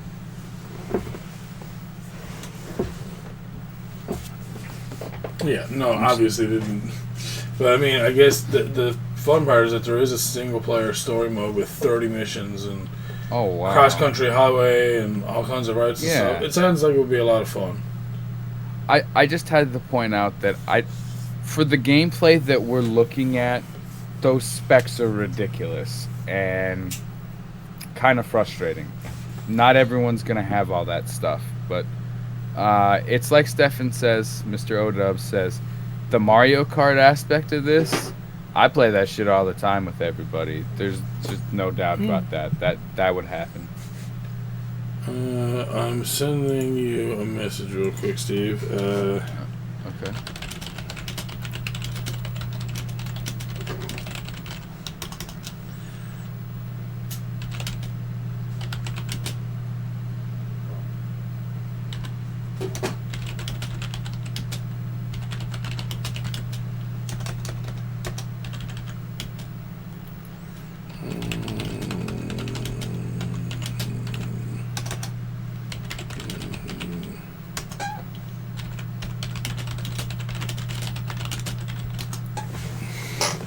Sorry. If I don't put those notes in right now, I know that I'll forget them, and then I'll be angry that I'll forget them. So, all right. Thank you for putting up with me, people of the podcast, listening. We got them. Don't worry, it's important. It might have to do with future games. Indeed. I will say not a word more. Alright, so we're moving into our news from IndieRetroNews.com. Starting out with Henry's House, the first of many 8-bit games coming to your Amiga via MC Studio. Alright, I'm going to play the... I'm going to mute because it's only 2 minutes long. Let's see. Amiga gets another mention as scrolling through the Amiga Facebook group. Mayor Check has announced that Henry's House is being converted over to the Amiga as the first of many 8-bit to 16-bit conversions by MC Studios. For those of you who haven't heard of the game before, Henry's House is an 8-level platform game which was originally released on the C64 and imported to the Atari 8-bit machines. Although details are still sparse at this stage, we are unsure of a release date. In this game, originally developed by Chris Murray, you play as a little Henry who has shrunk to only 6 inches tall after playing around in his father's laboratory and locking himself in a closed cupboard. Clothes cupboard. Not closed. Anyways, your task as Little Henry is to get back to full size by collecting all the objects in each level, picking up the key that appears to, and then heading for the exit while avoiding enemies such as gnashing teeth. Why does your dad have all this crap in his cupboard? Answer me this. But it's true though, like, why are these boots just stomping on their own? Why would your dad have that? Like, what is the benefit of this? I don't understand. I guess they need some kind of story. Don't mind me. I'm just being particular. My God, that one enemy right there looks like hardcore, man. How do you spell? Oh, look. No, you lost. You got it. Now you can go. I got right like involved with the game now. I need to know how to all. Let's see if it gets past. Hold on. Go. Yeah. Why, he just walked through the thing there? Why is there another door? Okay, no, I'm not... Doesn't make any sense. Look who's here, last bar. You want to not believe in picking up objects? We believe in throwing them on the ground. Well, my dad's not a boot man. Welcome, Mr. Elazbar. Oh, so this is some interesting news. Microids announces a 90s classic will be getting a Flashback 2 sequel.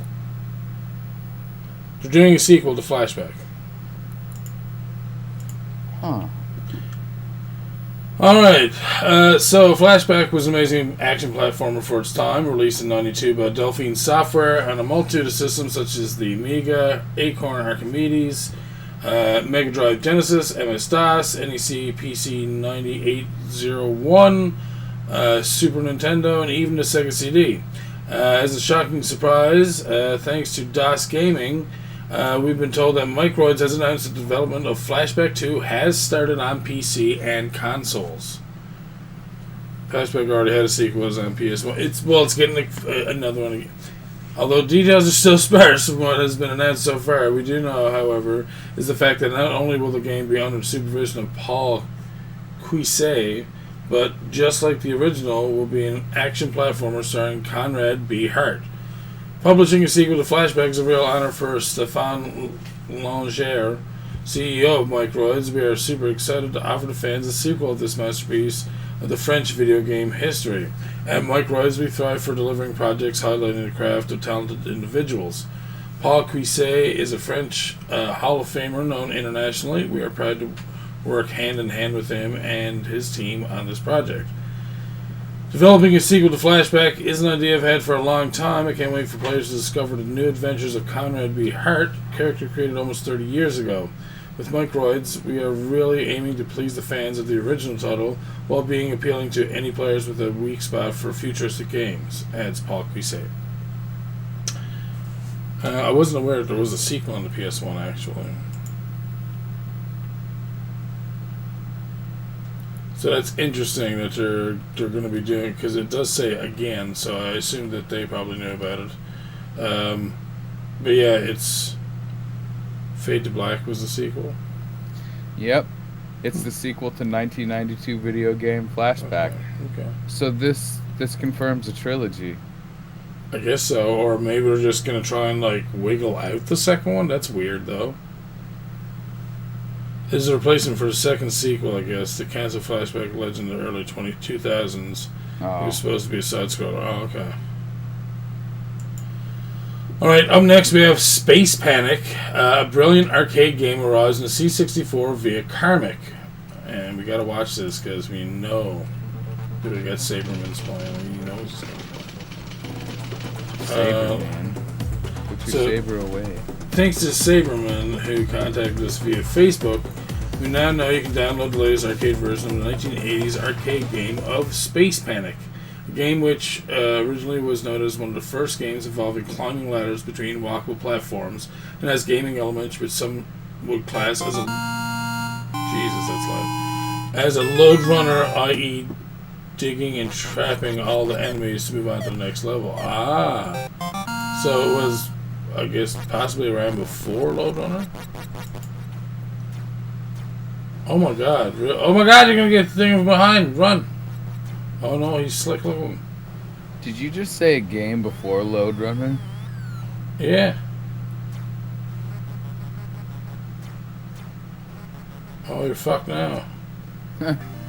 Yeah, if it was out before Load Runner. I'm not sure. I don't know what they're trying to apply. Sorry. As noted by the Wikipedia for this classic game, which has also appeared on the ColecoVision in 1983, the main character can move along platforms and climb the ladders between them. The goal is to dig holes in the platforms and lure aliens into them. Hitting a trapped alien with the shovel knocks them out of the hole and off the screen. In later levels, 2 or more holes must be lined up vertically in order to dispose of stronger aliens. Just be aware, time is limited, as you only have enough oxygen to survive the level. What? That's an added, like, difficulty. It's that bar up there on the top. Yeah. Boom. Fuck you. I really like the idea of picking up floor tiles to have the aliens drop down. There's something silly and cathartic about it at the same time. Look, it just drops. Yeah, whatever works, man. Looks like it would actually be fun. I do like these old school arcade games. Anyways, I can watch that forever. Stop. Alright, the next thing we have here is Kuku-Ruku, an Easter 2021 demo downloadable for your NES. So if you're looking for a new NES demo to try and want to satisfy your retro gaming needs, then look no further than this latest news update. As thanks to a heads up by a good friend of ours on Twitter, we have been told you can now download the latest NES game demo called Kuku-Ruku. Charming little platformer developed by Lucas STM Seedem, which was created using the NES programming 6502 assembly NES ASM3 assembler. Although details are sparse about the game, what we have been told is the game is not only still being developed, so expect further improvements, but the game will feature great sound effects, lovely chipping music, plenty of enemies, and finally power-ups and collectibles, or collectible items spread throughout the game, so enjoy and let us know what you think.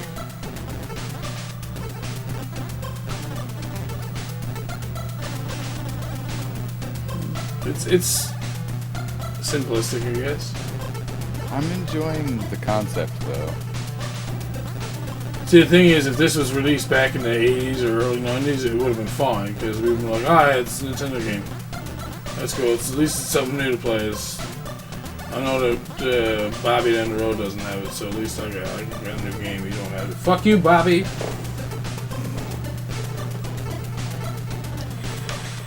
I would have been Bobby, I just know it.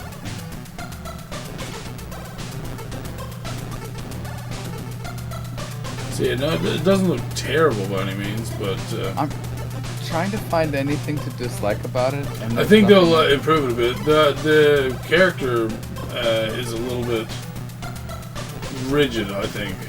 Like, when he jumps, he's just kind of... I'm just solid, and I have no movement in my body whatsoever when I'm jumping. Right. I think you could add some more animation to it, is what I'm saying. Like, an extra couple frames would probably help. And now that I see that, yeah. Yes, I've seen the remake of Flashback on Steam, actually. I've seen that a while ago. The last thing we have from Indie Retro News is a charming platformer coming to an Amiga near you from DomKid. Alright, let's turn on the demo. It's only 43 seconds long. Erox Scorpion Engine is certainly going to be the go-to for game developers on the Amiga, as we've already had a number of teasers throughout the year so far, such as Street Fighter II Tech Demo, the upcoming OWL game by Zorni, and even creeping me out Hex Knight. It certainly puts Backbone and Red Pill to shame, that's for sure. Well, now there's another game that's worth keeping an eye on, and again using the Scorpion Engine, is DomKid's Amiga platformer, a game which has been teased as the first test of the Scorpion Engine and the pixel art of Naris Amatnieks. Oh my god, these names. It looks smooth as shit, though. Oh, that animation for the bird that came out there was a little janky, maybe. Let's see, let's go back a little bit. Oh yeah, they need to speed that up. Everything else seems like it's pretty quick, and maybe her, like when she falls, she's a little bit floaty. So sadly, we don't know a lot about this game, but from what we can see in the video above or linked here, you can play as a girl who has to traverse through dangerous landscapes while defending herself with the use of a bird that protects her from harm. The game features charming graphics, a lovely soundtrack, smooth scrolling, and multiple parallax layers. Dress helps her float. This is not Princess Toadstool. I was going to say Peach. That would be a lie as well, though. But yeah, for all we know, it could be. But the animation for the bird is a little bit slow, I think, as well. But again, if it's just a demo so far and they don't even have a name for it, then that could be fixed. It could be just, okay, let's just do this one level and see how it looks, and let's have something we can tease for people. So that's still interesting. Up next, we have our news from Destructoid, starting with Nintendo announces Game Builder Garage, a game-making game coming next month. Hold up. A game-making game? Yeah. Software for learning to create and share your own video games built within the suite of Game Builder Garage, arriving June 11th. Using the visual programming language of Game Builder Garage, you can do basic things like attaching movement to a stick and jump to a button, then start expanding onwards. Nintendo's trailer shows tons of game types and ideas to get your mind thinking about where the system might be able to take you. So let's have a look.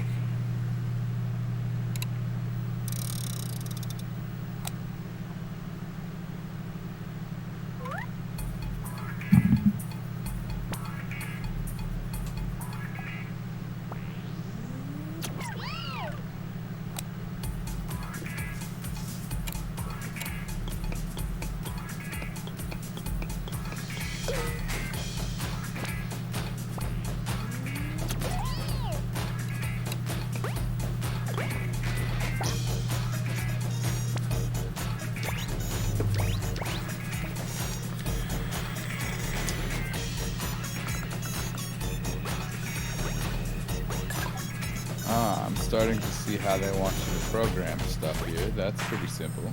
Yeah.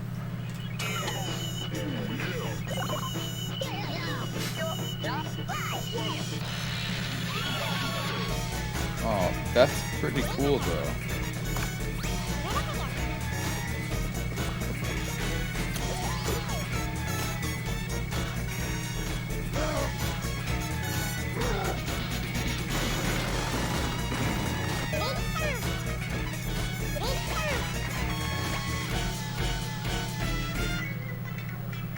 It feels like Mario Maker wasn't enough, and they really wanted to go a step further in getting people to do basic programs. Holy crap! Yeah, it did.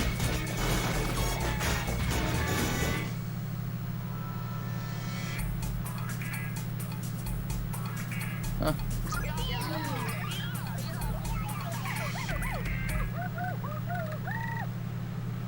I don't know. I don't think I would even say it's like Little Big Planet even. Because it looked like they had a lot of different assets that you could use in those games, I guess, depending on what you're getting and what you want to do. It looks interesting. It looks like it gives you a lot of options. It looks like RPG Maker on steroids, like literally trying to do everything they can to make it so you can make a game, but in a modern, friendly setting. Well, I mean, people like steroids, I guess. I don't know. I mean, I've honestly been waiting for this because the big devs run out of ideas, and now we've got all these indie devs, and if you can, through one of these games, get someone to make a really gnarly game, then you're like, hey, it's already in our code. You want to just push it, and we'll sell it? And we make more money than you, but you make money too? Well, I mean, if you think about it, they're basically teaching you how to make games that they can put onto their system and make more money without having to hire developers. Mm-hmm. Because, I mean, you have to also think, yes, 250,000 people might get this game, and then they might only get like 5 games that they might feel are worth putting out there as actual games that they could sell. But I mean, that's still 5 games that they're still going to get the money for those people who bought the game, or whatever you want to call it, the software. And then you'd have the people who actually make games that are good enough for them to sell, so that's extra money for them and those people. So, yep. Basically, Nintendo charged a fee to teach you, and then when you make something that they think is worthwhile, they come to you and they're like, hey, we'll make this work. I kind of like the idea, but I want to say, like, if you really want to dev your game on your own, dev your game on your own, because Nintendo's fishing. Looks like it. But not in a bad way. I don't feel like this is a bad way, but I just want to make sure people understand my thoughts on that one, because there's something that feels very commercial about that. Do you understand what I mean, Stefan? A little bit, yes. Okay. I'm glad. All right. Excuse me. Next, we have Wonder Boy, Asha, and Monster World, which launches May 28th on PS4 and Nintendo Switch. We're just gonna... I'm pretty sure we covered this before, so I just wanted to watch the trailer again.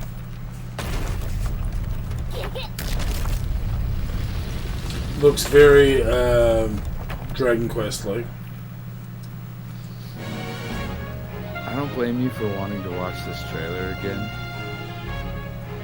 It's good.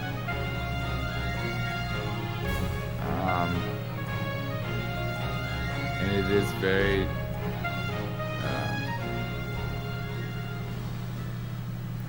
Dragon Quest-like. The actual gameplay is... It still looks Dragon Quest-like, but it's obviously a platformer instead of an RPG. Right. So I guess almost like the newer Shantae games. Which is actually pretty relevant to the game series that this is coming from. It's almost entirely platforming.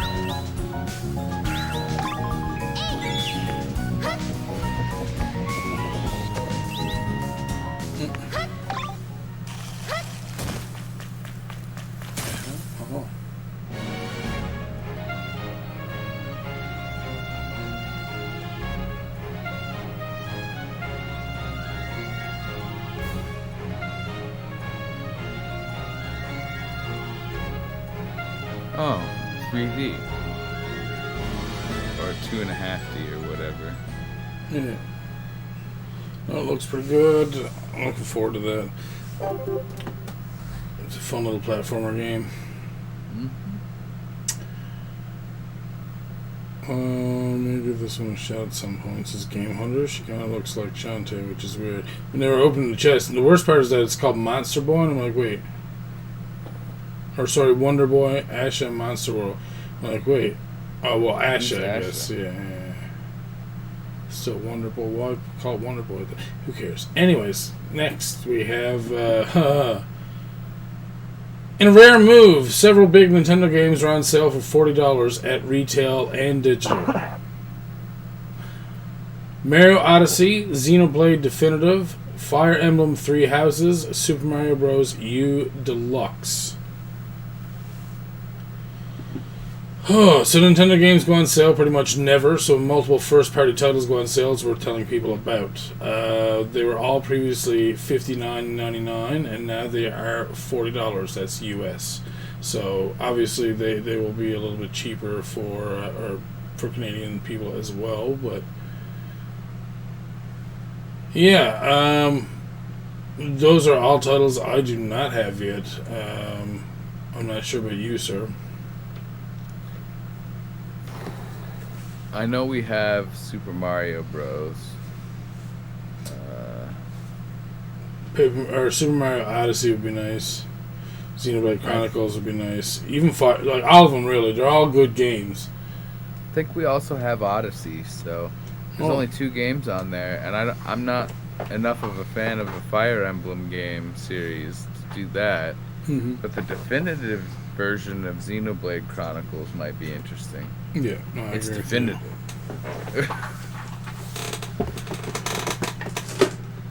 Oh, Game Hunter bought that at full price at launch. Man. Mm-hmm. Happens, dude. Well, you can always cash in on one of those other games if you don't already own them. Yeah, no, it's a game I'd like to actually play as a Xenoblade series. Mm-hmm. Alright, so Lake builds on the simple beauty of delivering mail around a lake.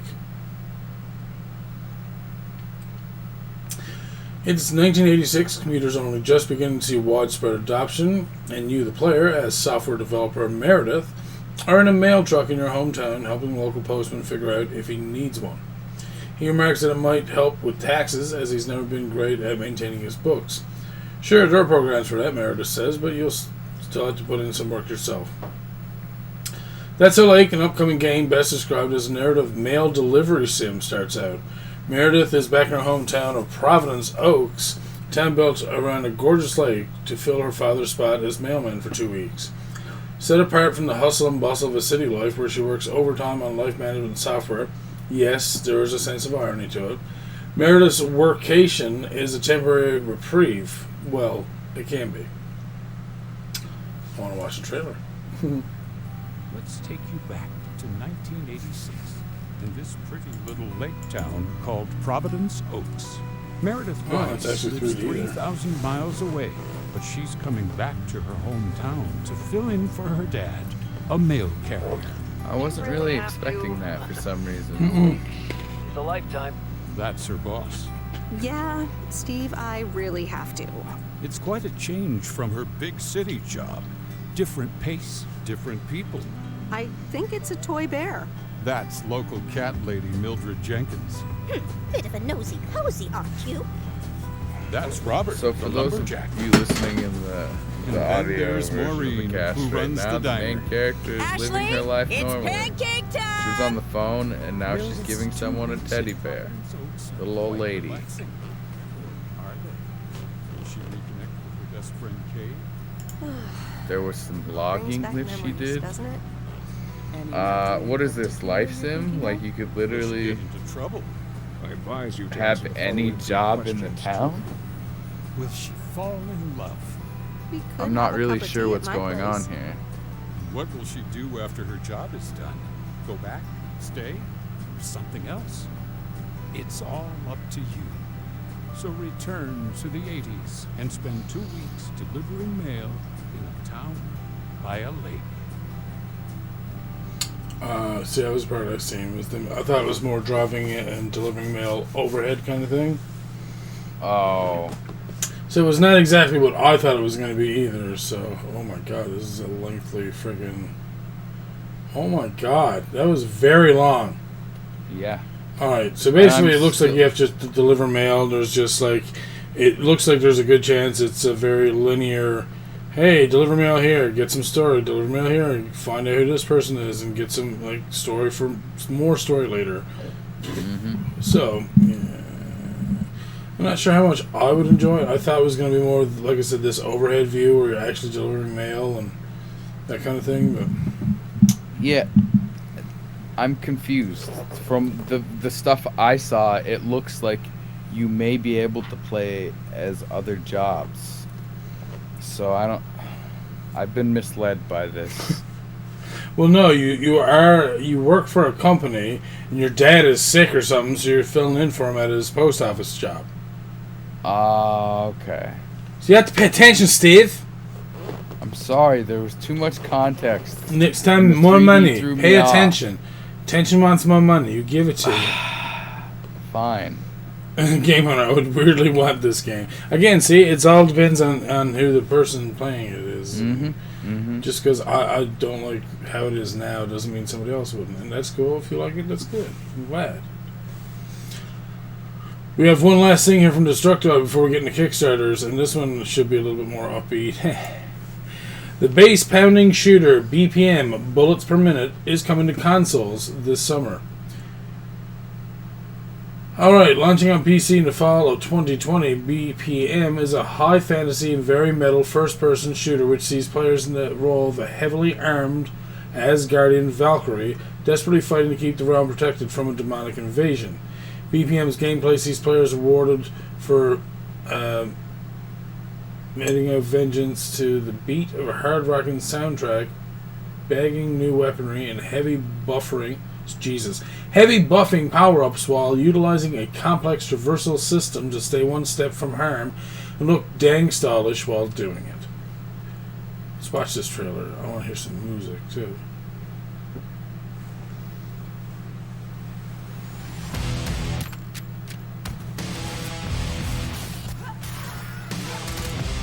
Oh yeah, we've definitely covered this one on before, actually. Yeah, it's coming to consoles now, which I guess is the big thing here, because it was only on PC before, I'm pretty sure. Dodge on the beat. Yeah, I was gonna say this looks familiar. It's very Doom-like. Or almost like Doom/Tower Defense, maybe-ish? It doesn't look like you really progress. It looks like you're just, here's a room, defend it, or don't die.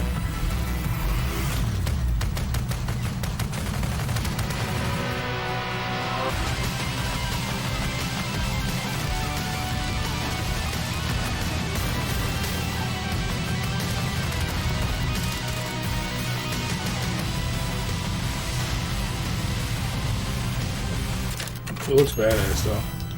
It does. I got mildly distracted there by some speedrunning news. Well, it's not often that I'm enthralled by watching a first-person shooter, so yeah, that was nice. The music was very good as well. To the beat.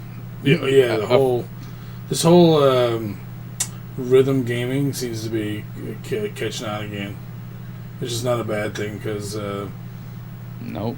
It's nice to have new ways of playing those types of games as well. So. Mm-hmm. Alright, we're going to move into our Kickstarters. We only have 2 this week. We're starting with the first one called Elementallis, a Zelda-like with elemental magic gameplay. Explore a vast world and conquer the dungeons and restore all the elements. Use them to solve puzzles and defeat your foes. For PC and consoles, they're looking for 26,514. They've already met their goal, almost doubled it. They're at 42,530. 581 backers and 27 days to go. And yeah, apparently this was funded in 24 hours. I do want to point out before you carry on, I didn't cover this thinking you would cover it, so I'm glad I was correct. I wanted you to cover this, and here it is on Kickstarter. Yay. What's that trailer?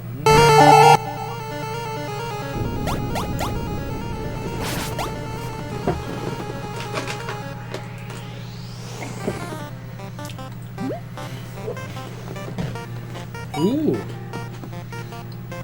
Like the art's also right. Oh. It's what's the Game Boy version of Zelda?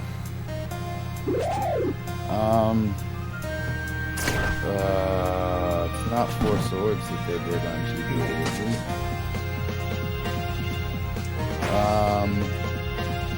The Seasons games, or No, the very first one, man. Link's Awakening, DS? Yes, there you go. Link's Awakening, not just the Link's Awakening, period. That's what this kind of reminds me of, like the art style and stuff. Like, this looks like it would be, you could probably play it on a Game Boy Color. Yeah. Actually, this looks like it would be a Game Boy Advance, really.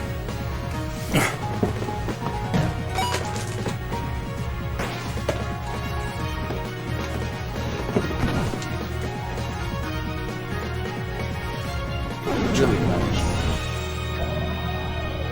Now, I'm just hoping that there aren't a bunch of crazy tiers on this thing, because this game looks like it should be worth every penny people put into it. But if people are putting weird tiers on it, or the devs are weird tiering it, I'm concerned, you know? I can understand that. But the game, everyone must be looking forward to it if it was back within 24 hours. Yeah, getting backed within 24 hours of launching says a whole lot, doesn't it?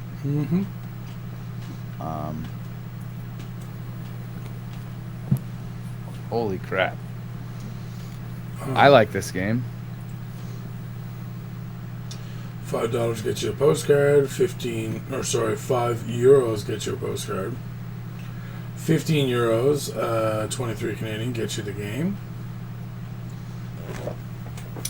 €25 gets you soundtrack and art book.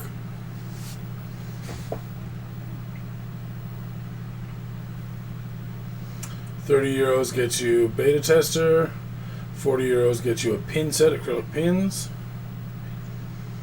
€55 gets you a physical edition of Switch or PC. €65 gets you physical plus the soundtrack and art bonuses and a sticker sheet.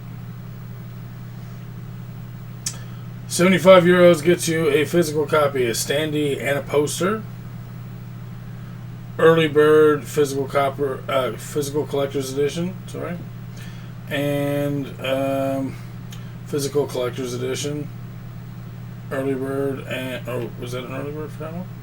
No, just a physical collector's edition. And which are all gone. There's only 6 backers for that one. 200 or more elemental plushie. €500 or more to sign an enemy. They're all gone. Or no. 10 with the 10. Okay, so those are still there? I'm so confused. I thought they said one of these were gone. Oh, no. It's just... get the... Uh-oh, I saw a lot of tiers. They are, but so far these tiers are all very different. Like, they're not trying to give you, like... a bunch of the same thing over and over again. But it's not crap stuff like become a character in the game. Like, a lot of this stuff is what you expect. Design a boss, all gone, early bird and soundtrack and art book, all the elementals plushies. Oh damn! Wow. 3 people really wanted those 7 plushies apparently. I guess. And that's it. It looks really nice. It looks very bright, even though it's like a dungeon type game. And yeah, they're doing a good job by putting it on the Switch. But it looks very Link's Awakening, in my opinion. I see where you get that. I see some oracles though as well. Like, I played that a bit more, so. Well, I've seen a lot of speedrunning of Link's Awakening. That would explain it. Very Yeah. pretty game. No bullshit tiers. Like, everything there was like a solid tier instead of like, oh hey, here's like a PDF copy of the art book, and now we're gonna give you like a PDF map, but then next one is PDF map and the actual map, and I'm just like, just skip the fucking PDF shit. Just give us physical, because usually with rewards, I don't know how everyone else feels, but for rewards, I want the extra stuff. I don't want, I can download bullshit onto my computer, like, who cares? Because here's the sad part for developers out there, if you haven't realized it yourself, is that, hey Steve, I just bought, this game, and I got the digital soundtrack and the digital art book. You want a copy? Because I can send it to you. Now you got it for free. So, but when I'd say, hey, here's a vinyl record of the soundtrack, or a CD, or even a CD, you can rip for the most part. I'm sure there's probably ways to do vinyl too, but here's the art book. Okay, well that means I have to go through a lot of trouble to scan an art book in order to give you a copy. So that is correct. Digital stuff doesn't have acrylic pins. Like, I can't just go and get those acrylic pins done anywhere. I can't just go and get a hoodie made somewhere because that's copyright. So, anyways. Our other Kickstarter this week is something that I've seen. I didn't even understand it. I just wanted to look at it because I don't know what it is. Making Mega Man. Recreate the legend of Mega Man yourself. Equip your Mega Buster and get programming with Mega Man. Capcom's legendary Mega Man series is now a motion game. You what, mate? Yeah. Apparently this is from Capcom. You what, mate? What do you keep saying? Say you what, one mate? more weird thing about this, and I'll say you what, mate. So they're looking for 11,223. They already got a double 22,520 Canadian. 92 backers, 46 days ago. Let's watch the trailer and see if that makes sense. Please. Yeah, this is Capcom that's doing this. So,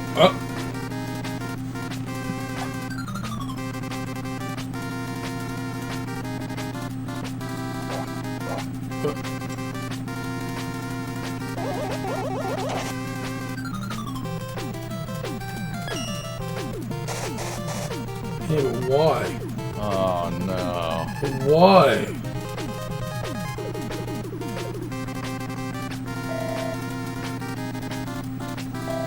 Oh. And you have to equip the things?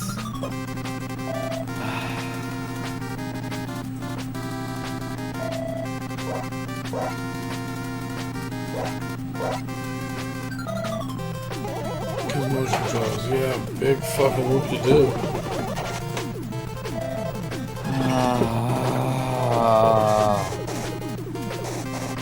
Yes, Eliza Bar. I just want to point and shoot at the screen with this device. I'm with Eliza Bar on that one.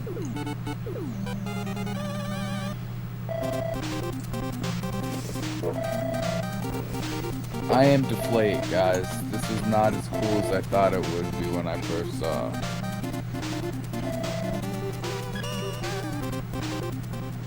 It doesn't even look comfortable. It doesn't. Oh, you gotta put it together?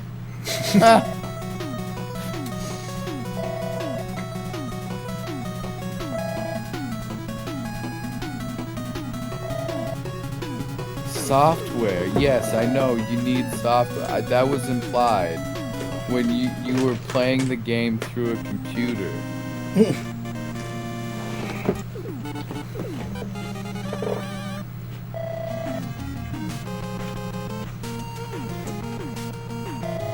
Oh, you're adding coding into this? I thought you were just gonna make us play your game. I'm so confused. Now Capcom is fishing for pseudo games from people.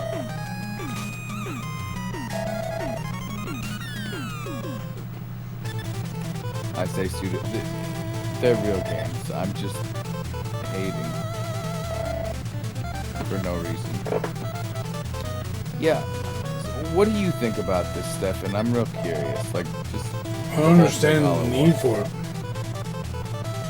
Yeah.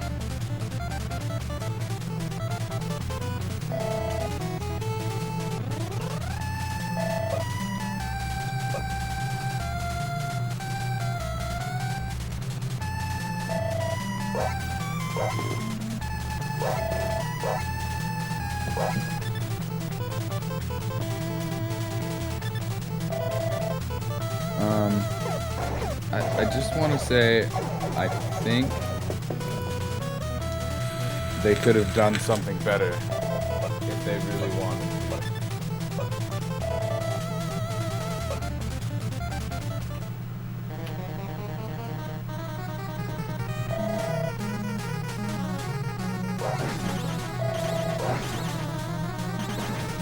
to. So basically, make game hacks, but terribly?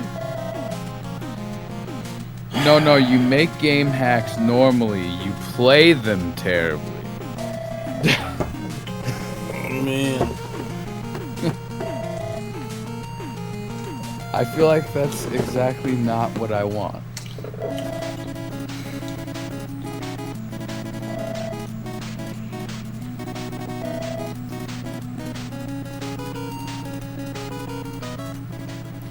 I find it interesting that you found a general game maker and a Mega Man game maker this week. A general Nintendo game maker. I'm a little weirded out here.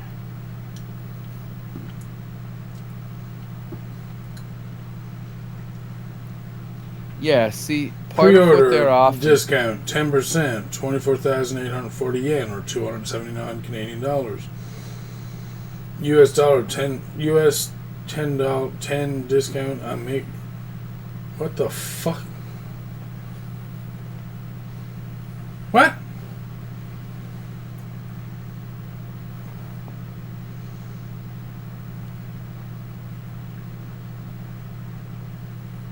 So, what? Pre-order 10% discount and $10 USD discount on making Mega Man, but it costs more? Uh-oh. Is this page done up by a Japanese team in English?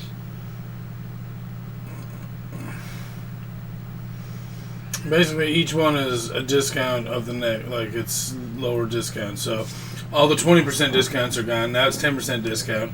Then it's $10 off US. Then it's $5 off US. That's it. Then after if you don't make it to any of the tiers, then you pay full price. No, it's about 10%. Where you got some 10% discount. I know. Jesus. Alright, so now that I know what this thing is, I guess. I'm sorry. That's all I'm going to say about that. I'm sorry about that Kickstarter. That was my bad. I probably should have looked at it first, but I probably still would have watched it because, again, why? Yeah, no, I feel like I'm glad we covered this because it's Mega Man. Well, I have 3 more things to look at that Indie Dev sent to me that I felt like I wanted to look at. The first one is actually very interesting, and they're using it for a charity event as well. Sonic fan game using Doom Engine helps feed hungry kids. Fan-made game Sonic Robo Blast 2 will be one of the featured games of the upcoming Speed Gaming Marathon for No Kids Hungry event on May 13th to the 16th. Seasoned Sonic speedrunner Argic will be running the game live. Argic will be joined by 70-plus runners and over 130 runs from a range of platforms and genres with the goal of raising $30,000 for No Kid Hungry. A national campaign to end childhood hunger in America. 1 in 6 kids in America could face hunger this year, and every $1 donated can help connect a kid with up to 10 meals. Sonic Robo Blast has been in development since '98 and recreates classic Sega Genesis era Sonic gameplay in 3D thanks to a modified version of the Doom Legacy source port of Doom. The gameplay features 3D platforming with multiple branching paths, encouraging players to explore and find secrets. Levels are set up similar to the classic games, 2 acts of regular levels followed by a 3rd act, which is a boss fight. The game also offers players the chance to play as Tails or Knuckles, offering different abilities to explore and conquer levels. Similar to the games of old, multiplayer is also present in the form of online co-op. Whoa. Where a friend tags along in single player from their own PC, split screen races, capture the flag, and more. Sonic Robo Blast 2 has been growing a larger following over the last few years as the game has received major upgrades, bringing the game to an almost complete state. The game has especially found a home in major speedrunning communities, being featured at events such as Speed Gaming. To connect, we're going to play this as well. Well, it's 4.5 minutes long. That little GIF that they're playing has me totally transfixed. Okay, we're going to see it here now. What's going on with this? To connect to the Sonic Robo Blast 2 community or keep up the game's development updates, you can follow along their site. To cheer on and support Argic and the other speedrunners, watch the live event over at Speed Gaming's Twitch channel. Oh, excuse me. All of a sudden, it kind of reminds me of Paper Mario. Oh, wow.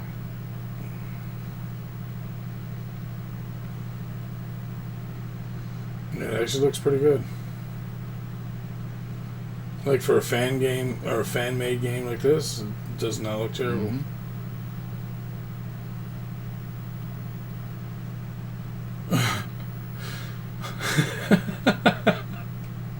It just keeps going. It feels very fluid. No, that's where it's kind of like cost $15 plus 5 shipping versus $20 with free shipping.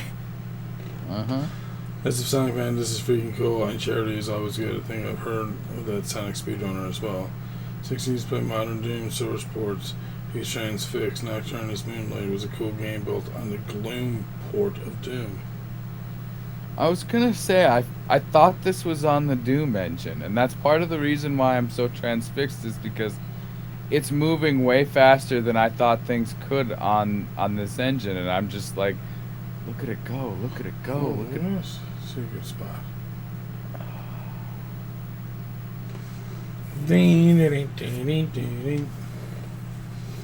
I feel like this is better than some of the 3D games we actually got. Yeah. Okay. Now that I've said that, I'm just gonna be quiet for a while. Oh, now you're Supersonic going across that lava. Fuck you, lava. Oh, just oh, okay. Whoa. Supersonic. Jesus. Oh my god. This looks like a ton of fun though. If you know how to play it.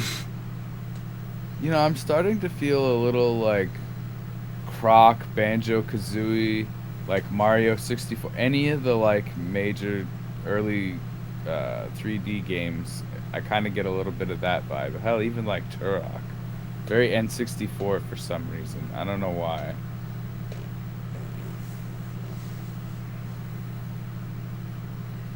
You just play around with things in a modern Doom engine. Yeah. I'm glad you looked at this. This is cool. Alright, I'm going to pause it there. We almost watched the entire 4.5 or almost 5 minutes thing. We've got up to 3 minutes. So, let's see. Next we have... I don't think there's a whole lot about this yet. They're putting out a Kickstarter. I think it's the 11th of May. It's called Kandra the Moonwalker. I thought the art on their website was fantastic. The few screenshots they had of the game looked really good. So this is by Flyleaf Studios. Choose your own path and live amazing adventures in an open world game. Explore Moonwalker's land dealing with different races, each one with its own culture, a unique storyline, and many secrets waiting to be discovered. Ancient creatures, the Moonwalkers, have been protecting the world during centuries.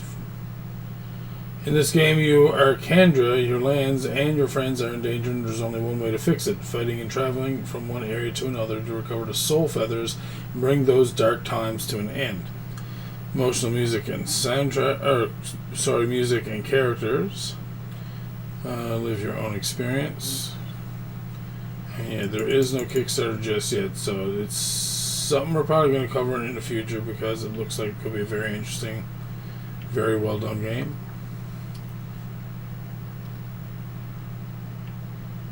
Just from the look of this webpage, it's interesting. Yeah, I guess it's more of a tease than anything else. It looks like you're playing as like almost like a wolf type creature with horns. Mm-hmm. And the last thing we're looking at this week on the podcast is a game called V Rising, which is on Steam. It's to be announced, the release date. Awaken as a vampire. Hunt for blood in nearby settlements to regain your strength and evade the scorching sun to survive. Raise your castle and thrive in an ever-changing open world full of mystery. Gain allies online and conquer the land of the living. Survival, crafting, PvE, PvP, open world. Let's watch this trailer.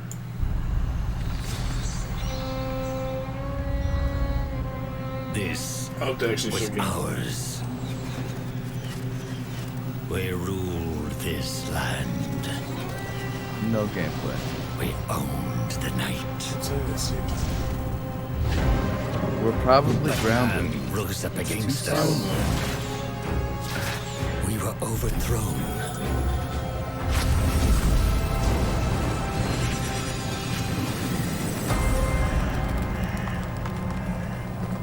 For centuries, hidden away in darkness.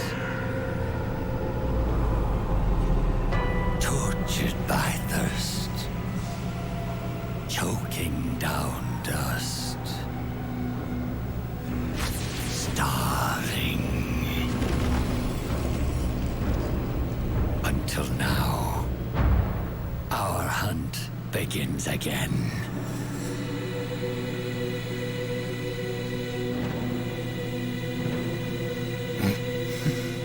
Jesus, Eliza Brett.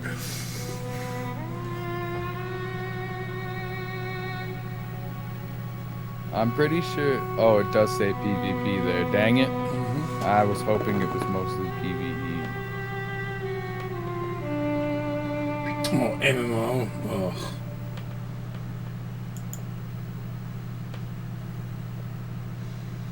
I'm not a fan of MMOs. Where's the MMO tag? Further down where it says how many players, MMO, online PvP, online co-op. You basically, it doesn't sound like you can play by yourself. That sounds shitty. Mm-hmm. Takes away half the fun in this game. Wow, they know how to do that real well. Well, Cyborg's well. Oh my god. He's not wrong. That's true, I suppose. But that does it for this week's podcast. It was a shorter podcast, but some stuff was not as expected. That one Kickstarter was information in our heads that it's there now. It's there. We got a Mega Buster, but it's not just for busting. You're busting your ass to make a shitty Mega Man game, but it looks of it as fuck. My God, Bob. Don't say that. No, they literally. Did you not see how many like little fucking tags of like programming they had there to make them literally drop in and move across the screen like twice? I'm like, really? Like the kids these days are gonna be all like, this is not fun anymore. 6 months to Mega Bus, Jesus. Whoa, jeez, twice. All right, end the podcast before it gets any spicier in here. It's never too spicy. Never spicy enough. Was. That's it. Alright. Let's see, who do we got on this week that I can rate up? I want to give them the raids. There's not a whole lot of people on. Oh, Retro Gaming Live. I'm pretty sure Retrothon is on the go, so that's a raid. Retro Gaming TV. Yeah, here we go. Yeah, they're having Retrothon on. Lots of speedrunning, so if you guys are looking forward to some retro and some speedrunning at all, well, you're going to get your bellies full, I guess. Is that what a spicy meatball busting from... Yeah. Anyways, have yourselves a good evening. We may be on later. I'm not 100% sure what the decision is yet. We'll discuss that. I'm sure we'll talk about it in Discord if anything does happen, so... Have yourselves a good evening, and have a good weekend. Have a good week. We'll see you next week, hopefully, as long as the news stays tip-top. Steve melted. Alright, bye-bye. Bye, everybody. I did melt.